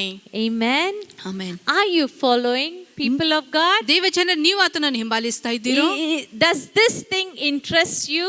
ಈ ಒಂದು ಸಂಗತಿಗಳು ನಿಮಗೆ ಆಸಕ್ತಿ To ತರುತ್ತದೆಯೋ? go before the presence of God and make known your requests? ದೇವರ ಪ್ರಸನ್ನತೆಯಲ್ಲಿ ನೀವು ಆತನ ಮುಂದೆ ಹೋಗಿ ನಿಮ್ಮ ಬೇಡಿಕೆಗಳನ್ನು ಆತನಿಗೆ ಕೊಡುವುದು ಅಥವಾ ಹೇಳುವುದು. But there is very important thing which I would like to share. ಅತಿ ಪ್ರಾಮುಖ್ಯವಾದ ವಿಷಯ ನಿಮ್ಗೆ ಹೇಳಲಿಕ್ಕೆ ನಾನು ಬಯಸುತ್ತೇನೆ. Prayer should be your lifestyle. ಪ್ರಾರ್ಥನೆ ಅದು ನಿಮ್ಮ ಜೀವನ ಶೈಲಿ ಆಗಿರಬೇಕು. Okay? So let's dig into deeper truth of God's word. ದೇವರ ವಾಕ್ಯದ ಸತ್ಯತೆಯಲ್ಲಿ ಆಳವಾಗಿ ನಾವು ಮುಂದೆ ಹೋಗಬೇಕು. Amen. Amen. You saw, I have just used few scriptures, ಕೆಲವು ವಚನ ಭಾಗಗಳನ್ನು ಮಾತ್ರ ನಾನು but there are ಉಪಯೋಗಿಸಿದ್ದೇನೆ. several scriptures about obeying the word of God, ದೇವರ ವಾಕ್ಯಕ್ಕೆ ವಿಧೇಯರಾಗುವುದರಲ್ಲಿ ಬಹಳಷ್ಟು ವಚನ ಭಾಗಗಳಿವೆ. abiding in God, ದೇವರಲ್ಲಿ ನೆಲೆಗೊಳ್ಳುವುದು, and having faith in God. ದೇವರಲ್ಲಿ ನಂಬಿಕೆ ಇಡುವುದು. Now another important part of a prayer life is, ಪ್ರಾರ್ಥನೆ ಜೀವಿತದ ಇನ್ನೊಂದು ಪ್ರಾಮುಖ್ಯ ಒಂದು ಭಾಗ ನಾವು ನೋಡಿಕೊಳ್ಳೋಣ. amen, renewal of your mind. ನಿಮ್ಮ ಮನಸ್ಸನ್ನು Amen. ನೂತನಪಡಿಸಿಕೊಳ್ಳುವುದು. Without renewing your mind, ನಿಮ್ಮ ಮನಸ್ಸನ್ನು ನೂತನಪಡಿಸಿಕೊಳ್ಳದೆ you cannot have God answer your prayers. ದೇವರು ನಿಮ್ಮ ಪ್ರಾರ್ಥನೆಗೆ ಉತ್ತರ ಕೊಡ್ತಾನೆಂಬುದಾಗಿ ನೀವು Amen. ನಂಬಬಾರದು. Your mind should be renewed. ನಿಮ್ಮ ಮನಸ್ಸು ನೂತನವಾಗಬೇಕು. You should have the godly thoughts in your mind. ದೇವರ ಒಂದು ರೀತಿಯ ಆಲೋಚನೆಗಳು ನಿಮ್ಮ ಮನಸ್ಸಿನಲ್ಲಿ ನೀವು You ಇಟ್ಟುಕೊಳ್ಳಬೇಕು. should fill your mind with thoughts of, the scriptures. ವಚನಗಳ ಒಂದು ಮಾತುಗಳು ನಿಮ್ಮ ಆಲೋಚನೆಯಲ್ಲಿ ನಿಮ್ಮ ಮನಸ್ಸಿನಲ್ಲಿ ತುಂಬಿಕೊಳ್ಳಬೇಕು. Let's open our Bible to Romans 12 verse 2. ರೋಮಾಪುರದ ಪತ್ರಿಕೆ 12ನೇ ಅಧ್ಯಾಯ 2ನೇ ವಚನಕ್ಕೆ ನಮ್ಮ ಸತ್ಯವೇದ ತಿರುಗಿಸೋಣ. Very important. ಅತಿ ಪ್ರಾಮುಖ್ಯವಾಗಿದೆ. And do not be conformed to this world, but be transformed by renewing of your mind, that you may prove what is the good and acceptable and perfect will of God. ಇಹಲೋಕದ ನಡವಳಿಕೆಯನ್ನು ಅನುಸರಿಸದೆ ನೂತನ ಮನಸ್ಸನ್ನು ಹೊಂದಿಕೊಂಡು ಪರಲೋಕ ಭಾವದವರಾಗಿರಿ. ಹೀಗಾದರೆ ದೇವರ ಚಿತ್ತಕ್ಕನುಸಾರವಾದದ್ದು, ಅಂದರೆ ಉತ್ತಮವಾದದ್ದು, ಮೆಚ್ಚುಗೆಯಾದದ್ದು, ದೋಷವಿಲ್ಲದ್ದು ಯಾವುದೆಂದು ವಿವೇಚಿಸಿ ತಿಳಿದುಕೊಳ್ಳುವಿರಿ. Amen. Now here the Bible says conformed and transformed. ಮತ್ತು ನಾವು ನೋಡಿಕೊಳ್ಳುತ್ತೇವೆ ಇಲ್ಲಿ ನೂತನವಾಗಿ ಒಂದು ಬದಲಾವಣೆ ಆಗುವುದು ಎಂಬುದಾಗಿ ನಾವು Once upon ನೋಡಿಕೊಳ್ಳುತ್ತೇವೆ. a time we were all conformed to this world. ನಾವೆಲ್ಲರೂ ಒಂದು ಸಾರಿ ನೋಡುವಾಗ ಲೋಕಕ್ಕೆ ನಾವು ನೂತನವಾಗಿದ್ದೆವು. Our mind was patterned and strategized according to the world pattern. ಮತ್ತು ಈ ಲೋಕದ ಭಾವನೆಗೆ ಅನುಗುಣವಾಗಿ ನಮ್ಮ ಮನಸ್ಸುಗಳು ಆ ರೀತಿಯಾಗಿದ್ದವು. The day we were born again, ಯಾವ ದಿನದಲ್ಲಿ ನಾವು ತಿರುಗಿ ಹುಟ್ಟಿದ್ದೆವು, the day we received Jesus as a personal savior, ಯಾವ ದಿನದಲ್ಲಿ ಯೇಸು ಸ್ವಾಮಿ ನಮ್ಮ ಸ್ವಂತ ರಕ್ಷಕನಾಗಿ ನಾವು ಸ್ವೀಕರಿಸಿಕೊಂಡೆವು, we were transformed in the holies of holy. ಮತ್ತು ನಾವು ಅತಿ ಪರಿಶುದ್ಧವಾದ ಒಂದು ಜನರಾಗಿ ನಾವು ಅಲ್ಲಿ ಬದಲಾವಣೆ How we ಆದೆವು. got transformed? ಯಾವ ರೀತಿಯಾಗಿ ನಾವು ಬದಲಾವಣೆ By ಹೊಂದಿದೆವು? renewing of our mind. ನಮ್ಮ ಮನಸ್ಸನ್ನು ನೂತನಪಡಿಸಿಕೊಳ್ಳುವುದರ ಮುಖಾಂತರ. So come on, you can say renewing of my mind. ಈಗ ನೀವು ಹೇಳಿರಿ ನನ್ನ ಮನಸ್ಸನ್ನು Because ನೂತನಪಡಿಸಿಕೊಂಡು. that's the will of God. ಯಾಕೆಂದ್ರೆ ಅದು ದೇವರ ಒಂದು ಚಿತ್ತವಾಗಿದೆ. Unless your brain, mind is not, washed by the blood of Jesus, ನಿಮ್ಮ ಮನಸ್ಸು ನಿಮ್ಮ ಒಂದು ಮೆದುಳು ನೋಡುವಾಗ ಅದು ನೀವು ಯೇಸು ಕ್ರಿಸ್ತನ ರಕ್ತದಿಂದ ತೊಳೆಯಲ್ಪಡದಿದ್ದರೆ you will behave like an unbeliever. ಅವಿಶ್ವಾಸಿಗಳಾಗಿ ನೀವು ವರ್ತಿಸುತ್ತೀರಾ. You just pray for praying sake. ನೀವು ಪ್ರಾರ್ಥನೆ ಮಾಡಬೇಕೆಂಬುದಕ್ಕಾಗಿ ನೀವು You will ಪ್ರಾರ್ಥಿಸುತ್ತೀರಾ. not be obedient to the word of God. ದೇವರ ವಾಕ್ಯಕ್ಕೆ ನೀವು ವಿಧೇಯರಾಗಿರುವುದಿಲ್ಲ.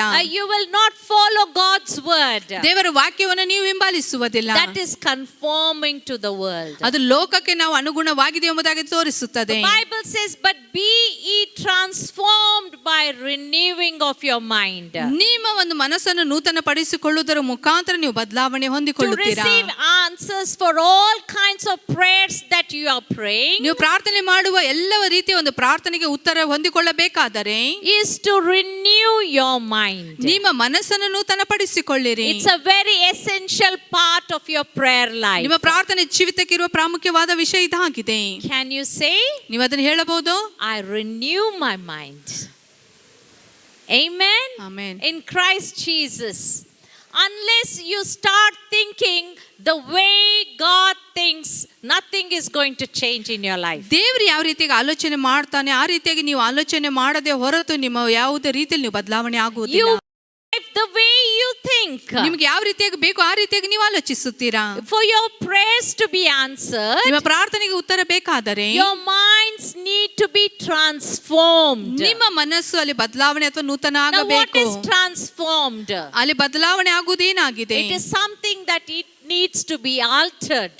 ಯಾವುದೇ ಒಂದು ಸಂಗತಿಯಲ್ಲಿ ಸರಿಪಡಿಸಿಕೊಳ್ಳಬೇಕಾಗಿದೆ. Alteration needs to be done. ಯಾವುದೇ ಸರಿಪಡಿಸುವಿಕೆ ಕೆಲಸ ಅಲ್ಲಿ It ಆಗಬೇಕಾಗಿದೆ. needs to be renovated. ಅದು ನೂತನ ಪಡಿಸಿಕೊಳ್ಳುವುದಾಗಿದೆ. I'm using dictionary words dictionary ಪದಗಳನ್ನು ಇವರು ಉಪಯೋಗಿಸ್ತಾ ಇದ್ದಾರೆ. because I want to make it clear that the word of God would give you wisdom. ಯಾಕೆಂದ್ರೆ ನಿಮಗೆ ಸ್ಪಷ್ಟವಾಗಿ ನಾನು ಹೇಳಲಿಕ್ಕೆ ಬಯಸ್ತೇನೆ ದೇವರ ವಾಕ್ಯ ನಮಗೆ ಅದು ಜ್ಞಾನವನ್ನು There should ಕೊಡುತ್ತದೆ. be a change from the past and the present. ಮತ್ತು ಗತಕಾಲ ಮತ್ತು ಈಗ ಸದ್ಯದ ಕಾಲದಲ್ಲಿ ಅಲ್ಲಿ ಬದಲಾವಣೆ ಆಗಬೇಕಾಗಿದೆ. Your life should speak. ನಿಮ್ಮ ಒಂದು ಜೀವವನ್ನು ಮಾತನಾಡಬೇಕು. Your life should shed some a change in your lifestyle. ನಿಮ್ಮ ಜೀವಿತದ ಮುಖಾಂತರ ನಿಮ್ಮ ಜೀವನ ಶೈಲಿಯಲ್ಲಿ ಬದಲಾವಣೆ ಆಗಬೇಕು. That is renewal.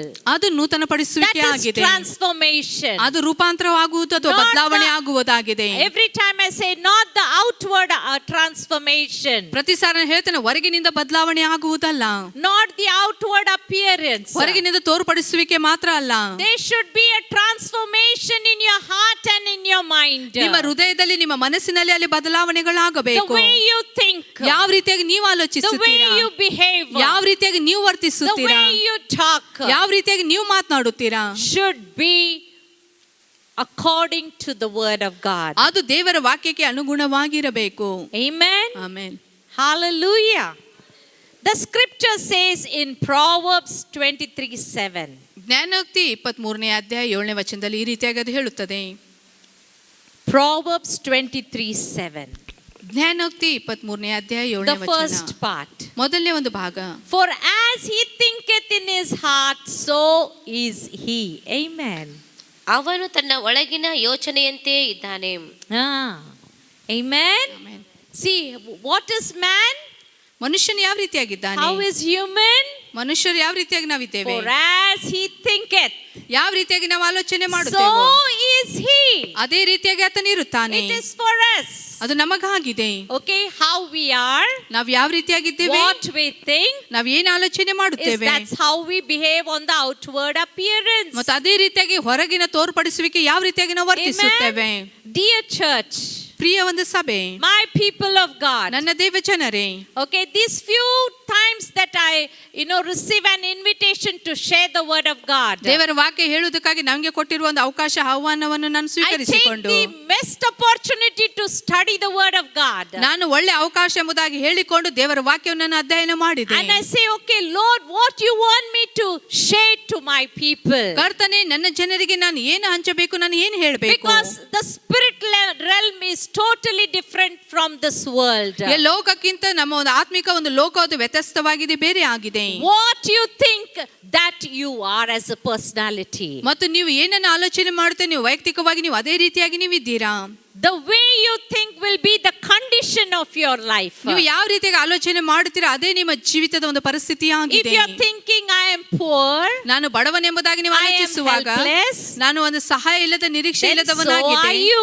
ಮತ್ತು ಅದೇ ರೀತಿಯಾಗಿ ನೀವು ಇರುತ್ತೀರಾ. If you say I am bound with sickness, ನಾನು ಒಂದು ರೋಗದಿಂದ ಬಂಧಿಸಲ್ಪಟ್ಟಿದ್ದೀನಿ ಎಂಬುದಾಗಿ so ನೀವು much ಹೇಳುವಾಗ, of prayer I am doing, but I am not getting healed, ಬಹಳಷ್ಟು ಪ್ರಾರ್ಥನೆ ಮಾಡಿಸಿಕೊಳ್ತಾ ಇದ್ದೇನೆ, ಆದ್ರೆ ನಾನು ಗುಣ ಹೊಂದ್ತಾ ಇಲ್ಲ ಎಂಬುದಾಗಿ ನೀವು then ಹೇಳುವುದಾದರೆ that's your mind. ಅದು ನಿಮ್ಮ ಮನಸ್ಸಿನಲ್ಲಿದೆ. You need to renew your mind with the scriptures. ವಚನ ಭಾಗಗಳ ಮುಖಾಂತರ ನಿಮ್ಮ ಮನಸ್ಸನ್ನು ನೀವು ನೂತನ It ಪಡಿಸಿಕೊಳ್ಳಬೇಕು. is not the sickness. ಅದು ಅನಾರೋಗ್ಯ ಆಗಿಲ್ಲ, It is your mind. ಅದು ನಿಮ್ಮ ಮನಸ್ಸಾಗಿದೆ. If you have to be healthy, ಮತ್ತು ನೀವು then ಆರೋಗ್ಯವಂತರಾಗಿರಬೇಕಾದರೆ you need to program your mind. ನಿಮ್ಮ ಮನಸ್ಸನ್ನು ಸರಿಪಡಿಸಿಕೊಳ್ಳಬೇಕು.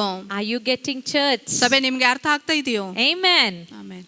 If you feel I am useless, ನಾನು ಯಾವ ಕೆಲಸಕ್ಕೆ ಬಾರದವನು ಎಂಬುದಾಗಿ If ನೀವು I am good ಆಲೋಚಿಸುವಾಗ, for nothing, ಯಾವ ಕೆಲಸಕ್ಕೆ ಬಾರದವನು I ಎಂಬುದಾಗಿ can't ಹೇಳುವಾಗ, do, ನನಗೆ ಮಾಡಲಿಕ್ಕೆ I ಆಗುವುದಿಲ್ಲ, won't do, ನಾನು ಮಾಡುವುದಿಲ್ಲ, then so are you. ಮತ್ತು ಅದೇ ರೀತಿಯಾಗಿ ನೀವು ಇರುತ್ತೀರಾ. Amen. Amen. So people of God, ಮತ್ತು ದೇವ ಜನರೇ, you need to renew your mind. ನೀವು ನಿಮ್ಮ ಮನಸ್ಸನ್ನು ನೂತನ ಪಡಿಸಿಕೊಳ್ಳಬೇಕು. For as he thinketh in his heart, so is he, the Bible says.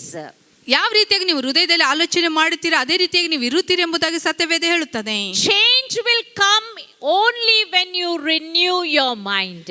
ನೀವು ನಿಮ್ಮ ಮನಸ್ಸನ್ನು ನೂತನ ಪಡಿಸಿಕೊಳ್ಳುವಾಗ ಮಾತ್ರ ಅಲ್ಲಿ ಬದಲಾವಣೆಗಳು Because ಬರುತ್ತವೆ. the Bible says, ಯಾಕಂದ್ರೆ ಸತ್ಯವೇದ ಹೇಳುತ್ತದೆ, what is inside comes from the inside to the outside. ನಿಮ್ಮ ಹೊಟ್ಟೆ ಒಳಗೆ ಏನಿದೆ ಅದೇ ನಿಮ್ಮ ಬಾಯಿಂದ ಅದು ಹೊರಗೆ ಬರುತ್ತದೆ ಎಂಬುದಾಗಿ ಸತ್ಯವೇದ From ಹೇಳುತ್ತದೆ. the belly to the heart and to the mouth. ಹೊಟ್ಟೆಯಿಂದ ಅದು ನಿಮ್ಮ ಹೃದಯಕ್ಕೆ ಬರುತ್ತದೆ, ನಿಮ್ಮ ಹೃದಯದಿಂದ ಅದು ಬಾಯಿಗೆ ಬರುತ್ತದೆ. So if good things are inside, ಒಳ್ಳೆ ಸಂಗತಿಗಳು ನಿಮ್ಮ ಒಳಗೆ ಇರುವಾಗ, and good things are inside, ನಿಮ್ಮ ಒಳ್ಳೆ ಸಂಗತಿಗಳು ಒಳಗೆ ಇರುವಾಗ, automatically good things will flow from your mouth. ಮತ್ತು ತಕ್ಷಣ ನೋಡುವಾಗ ನಮ್ಮ ಬಾಯಿಂದ ಒಳ್ಳೆ ಮಾತುಗಳೇ ಹೊರಗೆ ಬರುತ್ತವೆ. And that what it's in your mind. ಅದೇ ನಿಮ್ಮ ಮನಸ್ಸಿನಲ್ಲಿ ಇರುತ್ತದೆ. View life the way God word says. ದೇವರ ವಾಕ್ಯ ಯಾವ ರೀತಿಯಾಗಿ ಹೇಳುತ್ತದೆ ಅದೇ ರೀತಿಯಾಗಿ ನೀವು ಆಗಿರಬೇಕು. Amen. Hallelujah. Hallelujah. Think in in a fresh way. ಮತ್ತು ತಾಜಾತನವಾಗಿ ನೀವು ಅಥವಾ ನೂತನವಾಗಿ ಆಲೋಚಿಸಿರಿ. Think out of this, your problems and situations. Just put it aside and start thinking in a fresh way. ನಿಮ್ಮ ಸಮಸ್ಯೆಗಳು, ನಿಮ್ಮ ಎಲ್ಲ ತೊಂದರೆಗಳನ್ನು ಬದಿಗಿಟ್ಟುಕೊಂಡು ತಾಜಾತನವಾಗಿ ನೂತನವಾಗಿ ಎಲ್ಲ ಸಂಗತಿಗಳನ್ನು ಆಲೋಚಿಸಿರಿ. Transformation of your mind is very necessary in your prayer life. ನಿಮ್ಮ ಮನಸ್ಸಿನ ಬದಲಾವಣೆಯಲ್ಲಿ ರೂಪಾಂತರ, ನಿಮ್ಮ ಪ್ರಾರ್ಥನೆ ಜೀವಿತದ ತಾಜಾತನಕ್ಕೆ ಅದು ಅತಿ ಅವಶ್ಯಕವಾಗಿದೆ. Do you agree? ನೀವು ಅದನ್ನು ಒಪ್ಪಿಕೊಳ್ಳುತ್ತೀರೋ? Is it necessary? ಅದು Yes, ನಮಗೆ it is necessary ಅವಶ್ಯಕವಾಗಿದೆ. for a prayer life. I think so. Intercessors, the prayer team will get this point. ಪ್ರಾರ್ಥನೆಗಾಗಿ ಆಗಲಿ, ವಿಜ್ಞಾಪನೆ ಮಾಡುವವರು, ಪ್ರಾರ್ಥನೆ ವೀರರಿಗಾಗಿ ಇದು ಅತಿ ಪ್ರಾಮುಖ್ಯವಾಗಿದೆ. Routine, you get up from the bed and you say, "Thank you, Lord." You go to work. ಬಹಳಷ್ಟು ನಾವು ರೂಢಿ ಮಾಡಿಕೊಳ್ಳುತ್ತೇವೆ, ಹಾಸಿಗೆಯಿಂದ ಎದ್ದು ದೇವರಿಗೆ ವಂದನೆ ಸಲ್ಲಿಸಿ ನಮ್ಮ ಕೆಲಸಕ್ಕೆ ನಾವು But our ಹೋಗುತ್ತೇವೆ. mind is the same. ಆದರೆ ನಮ್ಮ ಮನಸ್ಸು ಅದೇ ರೀತಿಯಾಗಿರುತ್ತದೆ. So the thinking of your thought life matters. ನೀವು ಆಲೋಚನೆ ಮಾಡುವ ನಿಮ್ಮ ಜೀವನ ಶೈಲಿಯಲ್ಲಿ ಸಂಬಂಧವಾಗಿದೆ. When you think of fresh thoughts, ತಾಜಾತನವಾದ ಆಲೋಚನೆಗಳು ನೀವು ಮಾಡುವಾಗ your mind is tuned to your heart. ನಿಮ್ಮ ಮನಸ್ಸು ನಿಮ್ಮ ಹೃದಯಕ್ಕೆ ಅದು ಅನುಗುಣವಾಗಿದೆ. Amen. Amen. Think about godly thoughts. ದೈವಿಕ ಒಂದು ಸಂಗತಿಗಳನ್ನು ಆಲೋಚಿಸಿರಿ. Renew your mind with godly words. ಮತ್ತು ದೈವಿಕವಾದ ವಾಕ್ಯಗಳ ಮುಖಾಂತರ ನಿಮ್ಮ ಮನಸ್ಸನ್ನು ನೂತನಪಡಿಸಿಕೊಳ್ಳಿರಿ. Keep driving your mind with the word of God in a fresh way. ಮತ್ತು ತಾಜಾತನದಿಂದ ದೇವರ ವಾಕ್ಯ ನಿಮ್ಮ ಮನಸ್ಸಿನಲ್ಲಿ ಅದನ್ನು ಅಳವಡಿಸಿಕೊಳ್ಳಿರಿ. Amen. Amen. You should say, how I am led by God in my mind, in my heart and in my spirit. ನನ್ನ ಮನಸ್ಸಿನಲ್ಲಿ, ಹೃದಯದಲ್ಲಿ, ನನ್ನ ಆತ್ಮದಲ್ಲಿ ಯಾವ ರೀತಿಗೆ ದೇವರ ವಾಕ್ಯವನ್ನು ನಾನು ಅಳವಡಿಸಿಕೊಳ್ಳಬೇಕು Is to keep my mind fresh. ನನ್ನ ಮನಸ್ಸನ್ನು ತಾಜಾತನವಾಗಿಟ್ಟುಕೊಳ್ಳಬೇಕು. Amen. Are you getting? ನಿಮಗೆ ಅರ್ಥ Your ಆಗ್ತಾ ಇದೆಯಾ? mind should be renewed.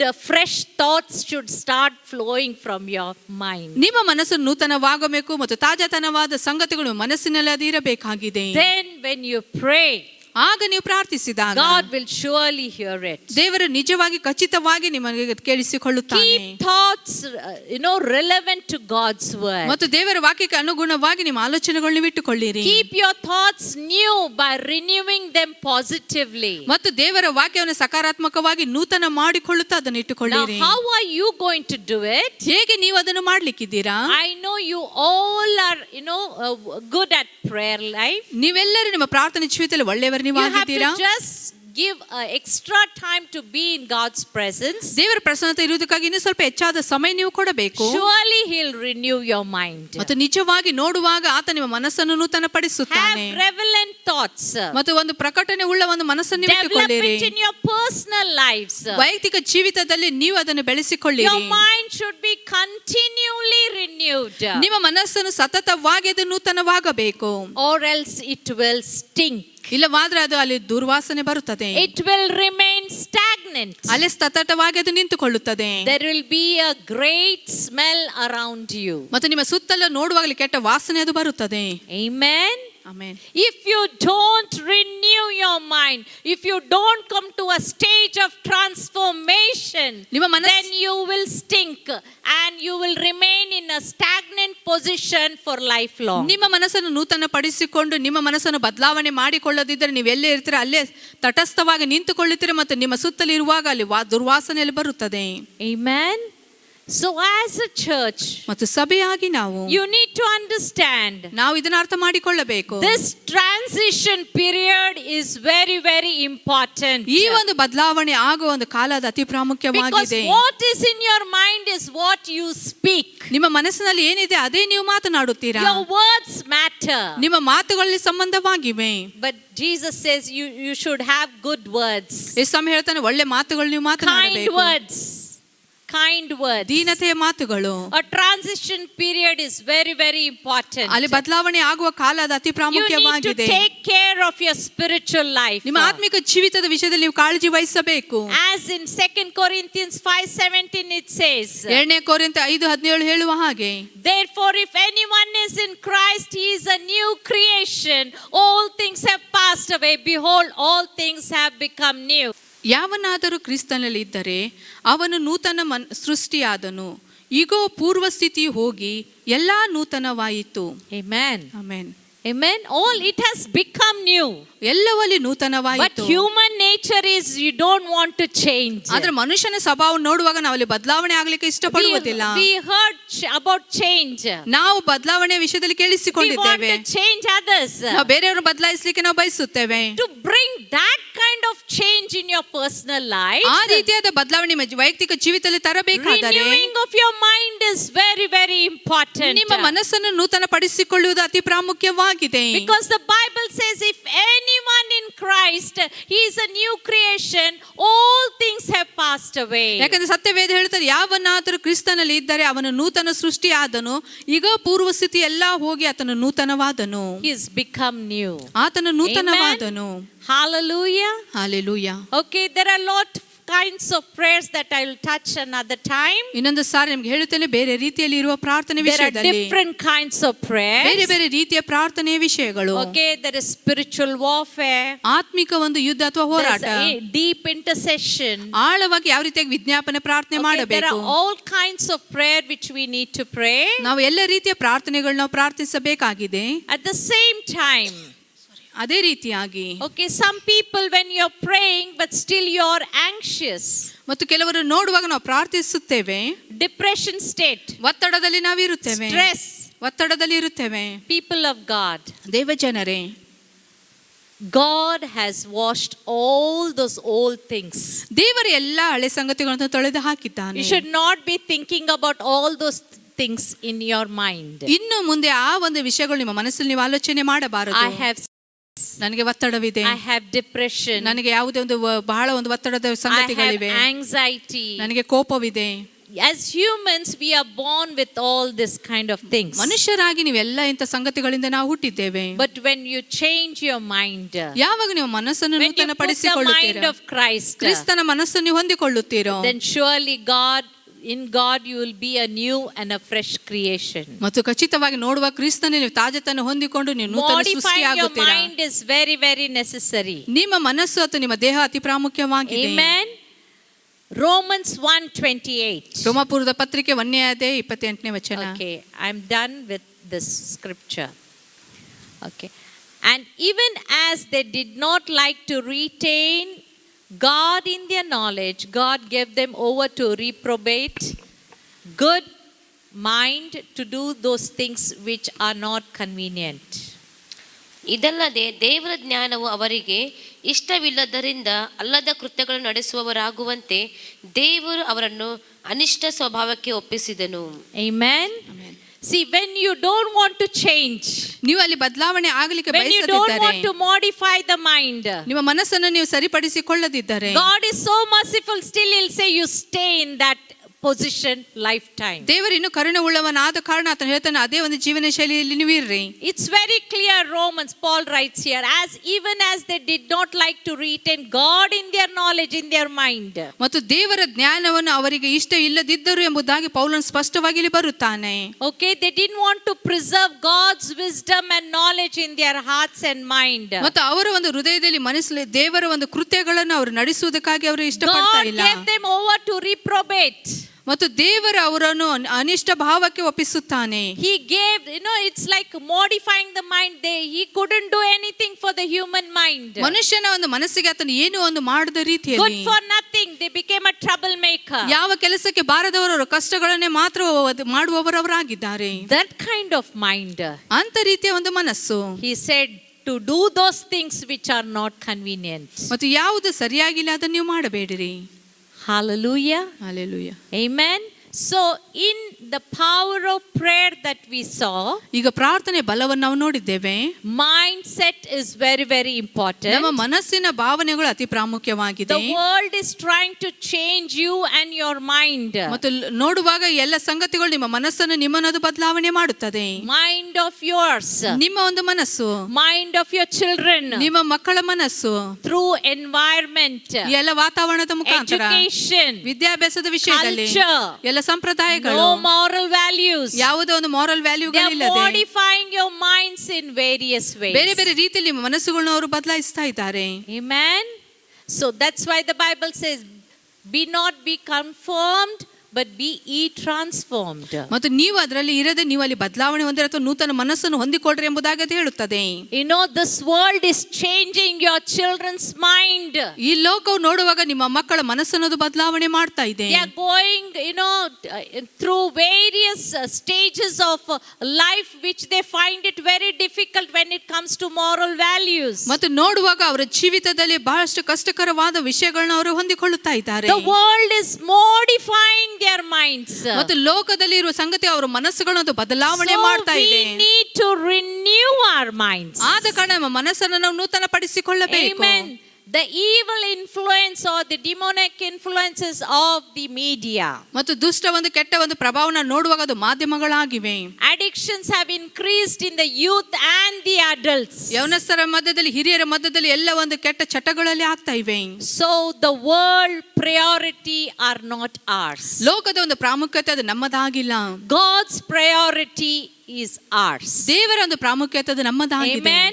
So Romans 12:2 says, ರೋಮಾಪುರದ ಪತ್ರಿಕೆ 12ನೇ do ಅಧ್ಯಾಯ not 2 ಹೇಳುತ್ತದೆ. conform to the pattern of this world, but be ye transformed by renewing of your mind, then you will be able to test and approve what God's will is.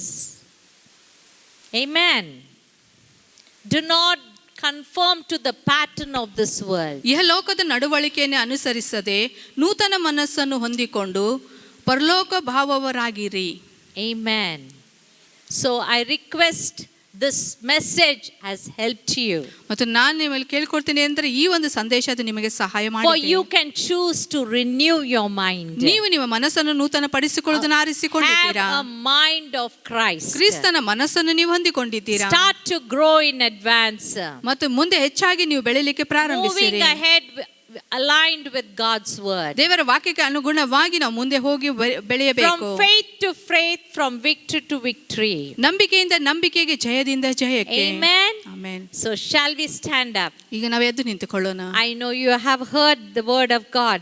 ನನಗೆ ಗೊತ್ತು ಈಗಾಗಲೇ ನೀವು ದೇವರ ವಾಕ್ಯವನ್ನು And I ಕೇಳಿಸಿಕೊಂಡಿದ್ದೀರಾ. know some of you are on a verge of changing your lifestyle. ಮತ್ತು ಕೆಲವರು ನೀವು ನಿಮ್ಮ ಜೀವನ ಶೈಲಿಯನ್ನು ಬದಲಾವಣೆ ಮಾಡುವ ಒಂದು ವಿಷಯದಲ್ಲಿ ನೀವಿದ್ದೀರಾ. My humble request is, ನಮ್ಮ ದೀನವಾದ ಬೇಡಿಕೆ ನಿಮ್ಮಲ್ಲಿ ಇದೆ. let that change come in your mind. ಆ ಒಂದು ಬದಲಾವಣೆ ನಿಮ್ಮ ಮನಸ್ಸಿನಲ್ಲಿ ಅದು Let ಬರಲಿ. that change come in your heart. ಆ ಒಂದು ಬದಲಾವಣೆ ನಿಮ್ಮ ಹೃದಯದಲ್ಲಿ ಬರಲಿ.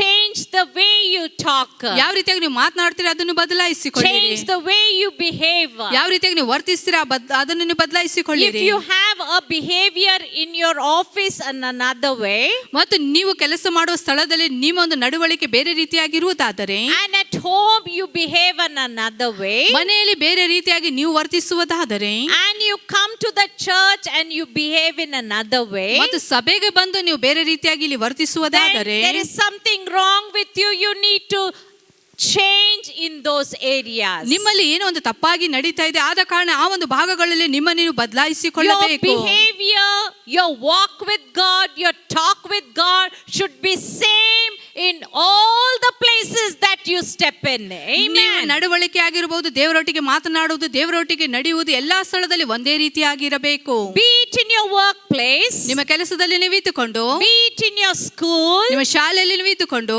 be it in your offices, ನಿಮ್ಮ ಕಚೇರಿಗಳಲ್ಲಿ ನೀವು ಇದ್ದುಕೊಂಡು, be it in your homes, ನಿಮ್ಮ ಮನೆಯಲ್ಲಿ ನೀವು ಇದ್ದುಕೊಂಡು, be it at the church. ಮತ್ತು ಸಭೆಯಲ್ಲಿ ನೀವು ಇರುವಾಗ Your talk should be the same. ನಿಮ್ಮ ಮಾತುಗಳು ಒಂದೇ ರೀತಿಯಾಗಿರಬೇಕು. ಆಮೆನ್. Close your eyes. ನಿಮ್ಮ ಕಣ್ಣುಗಳು ಮುಚ್ಚಿಕೊಳ್ಳಿರಿ. Hallelujah. Close your eyes. ಎಲ್ಲರೂ ನಿಮ್ಮ ಕಣ್ಣುಗಳು ಮುಚ್ಚಿಕೊಳ್ಳಿರಿ. Thank you, Jesus. ವಂದನೆ ಯೇಸುವೆ. Hallelujah. Just take a minute ಸ್ವಲ್ಪ ನಿಮಿಷ ನಾವು ತೆಗೆದುಕೊಳ್ಳೋಣ and say, God, ಮತ್ತು ಹೇಳ, ದೇವರೇ, I have so many prayer requests, Lord. ದೇವರೇ, ನನ್ನಲ್ಲಿ ಬಹಳಷ್ಟು ಪ್ರಾರ್ಥನೆ ಬೇಡಿಕೆಗಳಿವೆ. So many prayer requests that, days will go talking to you. ಬಹಳಷ್ಟು ಪ್ರಾರ್ಥನೆಗಳು ಇದ್ದೇ ಆದ ಕಾರಣ ದಿನಗಳು ಹೋಗುತ್ತವೆ ನಿನ್ನೊಟ್ಟಿಗೆ And ಮಾತನಾಡುತ್ತಾ there are ಇರುವಾಗ. so many prayers which are not being answered, Lord. ಬಹಳಷ್ಟು ಪ್ರಾರ್ಥನೆಗಳು ಇನ್ನೂ ಸಹ ನನಗೆ ಉತ್ತರ ಸಿಕ್ಕಿಲ್ಲ. Lord, today I surrender my life. ಕರ್ತನೇ, ಈ ದಿನ ನನ್ನ ಜೀವಿತ ನಿನಗೆ ನಾನು I ಸಮರ್ಪಿಸುತ್ತೇನೆ. surrender my life, Lord. ದೇವರೇ, ನಿನಗೆ ನನ್ನ ಜೀವಿತ ನಾನು I ಸಮರ್ಪಿಸುತ್ತೇನೆ. repent, Lord. ಕರ್ತನೇ, ನಾನು ಪಶ್ಚಾತ್ತಾಪ I ಪಡುತ್ತೇನೆ. repent for all the things that I have done, oh God. ನಾನು ಮಾಡಿರುವ ಎಲ್ಲಾ ಒಂದು ಸಂಗತಿ ಅಥವಾ ವಿಷಯಕ್ಕಾಗಿ ನಾನು ಪಶ್ಚಾತ್ತಾಪ ಪಡುತ್ತೇನೆ. Because Jesus, when he started preaching the word the first time, he uttered his repent. ಮೊದಲನೇ ಸಾರಿ ಯೇಸು ಸ್ವಾಮಿ ತನ್ನ ವಾಕ್ಯವನ್ನು ಬೋಧಿಸುತ್ತಿರುವಾಗ ಆತನು ಮೊದಲನೇದಾಗಿ ಪಶ್ಚಾತ್ತಾಪ ಆತನು ಪಟ್ಟನು. After the wilderness experience, the first time he preached was the word repent. ಅರಣ್ಯದ ಒಂದು ಮನೋಭಾವನೆ ಆತನು ಆ ಒಂದು ಸಂಗತಿಯನ್ನು ಹೊಂದಿಕೊಂಡು ಅನಂತರ ಆತನು ಪಶ್ಚಾತ್ತಾಪದ ವಿಷಯದಲ್ಲಿ ಆತನು ಹೇಳಿದನು. He said repent. ಆತನು ಹೇಳಿದನು ಪಶ್ಚಾತ್ತಾಪ ಪಡಿರಿ. Church, if there is anything wrong in our lives, ಸಭೆ ನಮ್ಮ ಜೀವಿತದಲ್ಲಿ ಏನಾದರೂ ಒಂದು ತಪ್ಪಾಗಿ ಒಂದು ವಿಷಯ ಇರುವುದಾದರೆ, the things that are not of God, I say I repent, Lord. ಅದು ದೇವರಿಂದ ಬರದೇ ಇರುವ ಸಂಗತಿ ಇರುವುದಾದರೆ, ದೇವರೇ ನಾನು ಪಶ್ಚಾತ್ತಾಪ ಪಡುತ್ತೇನೆ, ನಿನ್ನ ಕೃಪೆ ಸಿಂಹಾಸನ ಬಳಿಗೆ ನಾನು ಬರುತ್ತೇನೆ, ನಾನು ಬರುತ್ತೇನೆ, I come, Lord. ಕರ್ತನೇ ನಾನು And ಬರುತ್ತೇನೆ I repent, oh God. ಮತ್ತು ನಾನು ಪಶ್ಚಾತ್ತಾಪ ಪಡುತ್ತೇನೆ. Bring in change in my life, oh God. ನನ್ನ ಜೀವಿತದಲ್ಲಿ ನಾನು ಬದಲಾವಣೆ ತೆಗೆದುಕೊಂಡು Lord, I ಬರುತ್ತೇನೆ. repent, Lord, of all the old things that have happened in my life, oh ನನ್ನ God. ಜೀವಿತದಲ್ಲಿ ಆಗಿರುವ ಎಲ್ಲ ಒಂದು ಸಂಗತಿಗಳಿಗಾಗಿ ನಾನು ಪಶ್ಚಾತ್ತಾಪ I ಪಡುತ್ತೇನೆ. give my life to your fresh, oh God. ನನ್ನ ಒಂದು ಜೀವಿತ ನಿನ್ನ ತಾಜತನಕ್ಕೆ ಒಪ್ಪಿಸಿಕೊಡುತ್ತೇನೆ. Let my words be acceptable unto you, Lord. ಕರ್ತನೇ, ನನ್ನ ಬಾಯಿಯ ಮಾತುಗಳು ನಿನಗೆ ಅದು ಸ್ವೀಕೃತವಾಗಿರಲಿ. Let my mind be renewed in the name of Jesus, Lord. ನನ್ನ ಒಂದು ಮನಸ್ಸು ಯೇಸು ಕ್ರಿಸ್ತನ ನಾಮದಲ್ಲಿ ನೂತನವಾಗಲಿ. I seek you, Lord. ಕರ್ತನೇ, ನಾನು ನಿನ್ನನ್ನು I ಹುಡುಕುತ್ತೇನೆ. ask of you, Lord. ನಿನ್ನಲ್ಲಿ ನಾನು ಬೇಡಿಕೊಳ್ಳುತ್ತೇನೆ. Cleanse me, Lord. ಕರ್ತನೇ, ನನ್ನನ್ನು ಶುದ್ಧೀಕರಿಸು. Cleanse me, Jesus. ಯೇಸುವೇ, ನನ್ನನ್ನು ಶುದ್ಧೀಕರಿಸು. Wash me, oh God. ನನ್ನ ನೀನು ತೊಳೆ. Lord, was from all my thought pattern, oh God. ಕರ್ತನೇ, ನನ್ನ ಆಲೋಚನೆ ಮಾಡುವ ಪ್ರತಿ ಒಂದು ಶೈಲಿಯು Lord, ಕರ್ತನೇ, let my lifestyle change, Lord. ನನ್ನ ಜೀವನ ಶೈಲಿ ಅದು ಬದಲಾವಣೆ Because ಆಗಲಿ. I need you, Jesus. ಯೇಸುವೇ, ನೀ ನನಗೆ I ಬೇಕು. will live for you, Lord. ನಾನು ನಿನಗಾಗಿ ಜೀವಿಸುತ್ತೇನೆ. Hallelujah. Come on, you can pray. ಈಗ ನೀವು Take a ಪ್ರಾರ್ಥಿಸಿರಿ. second. Take 30 seconds. 30 ನಿಮಿಷಗಳು ತೆಗೆದುಕೊಂಡು ನೀವು tongues. ಪ್ರಾರ್ಥಿಸಿರಿ. Pray, ಅನ್ಯ ಭಾಷೆಯಲ್ಲಿ pray, ಮಾತನಾಡಿರಿ. pray, pray.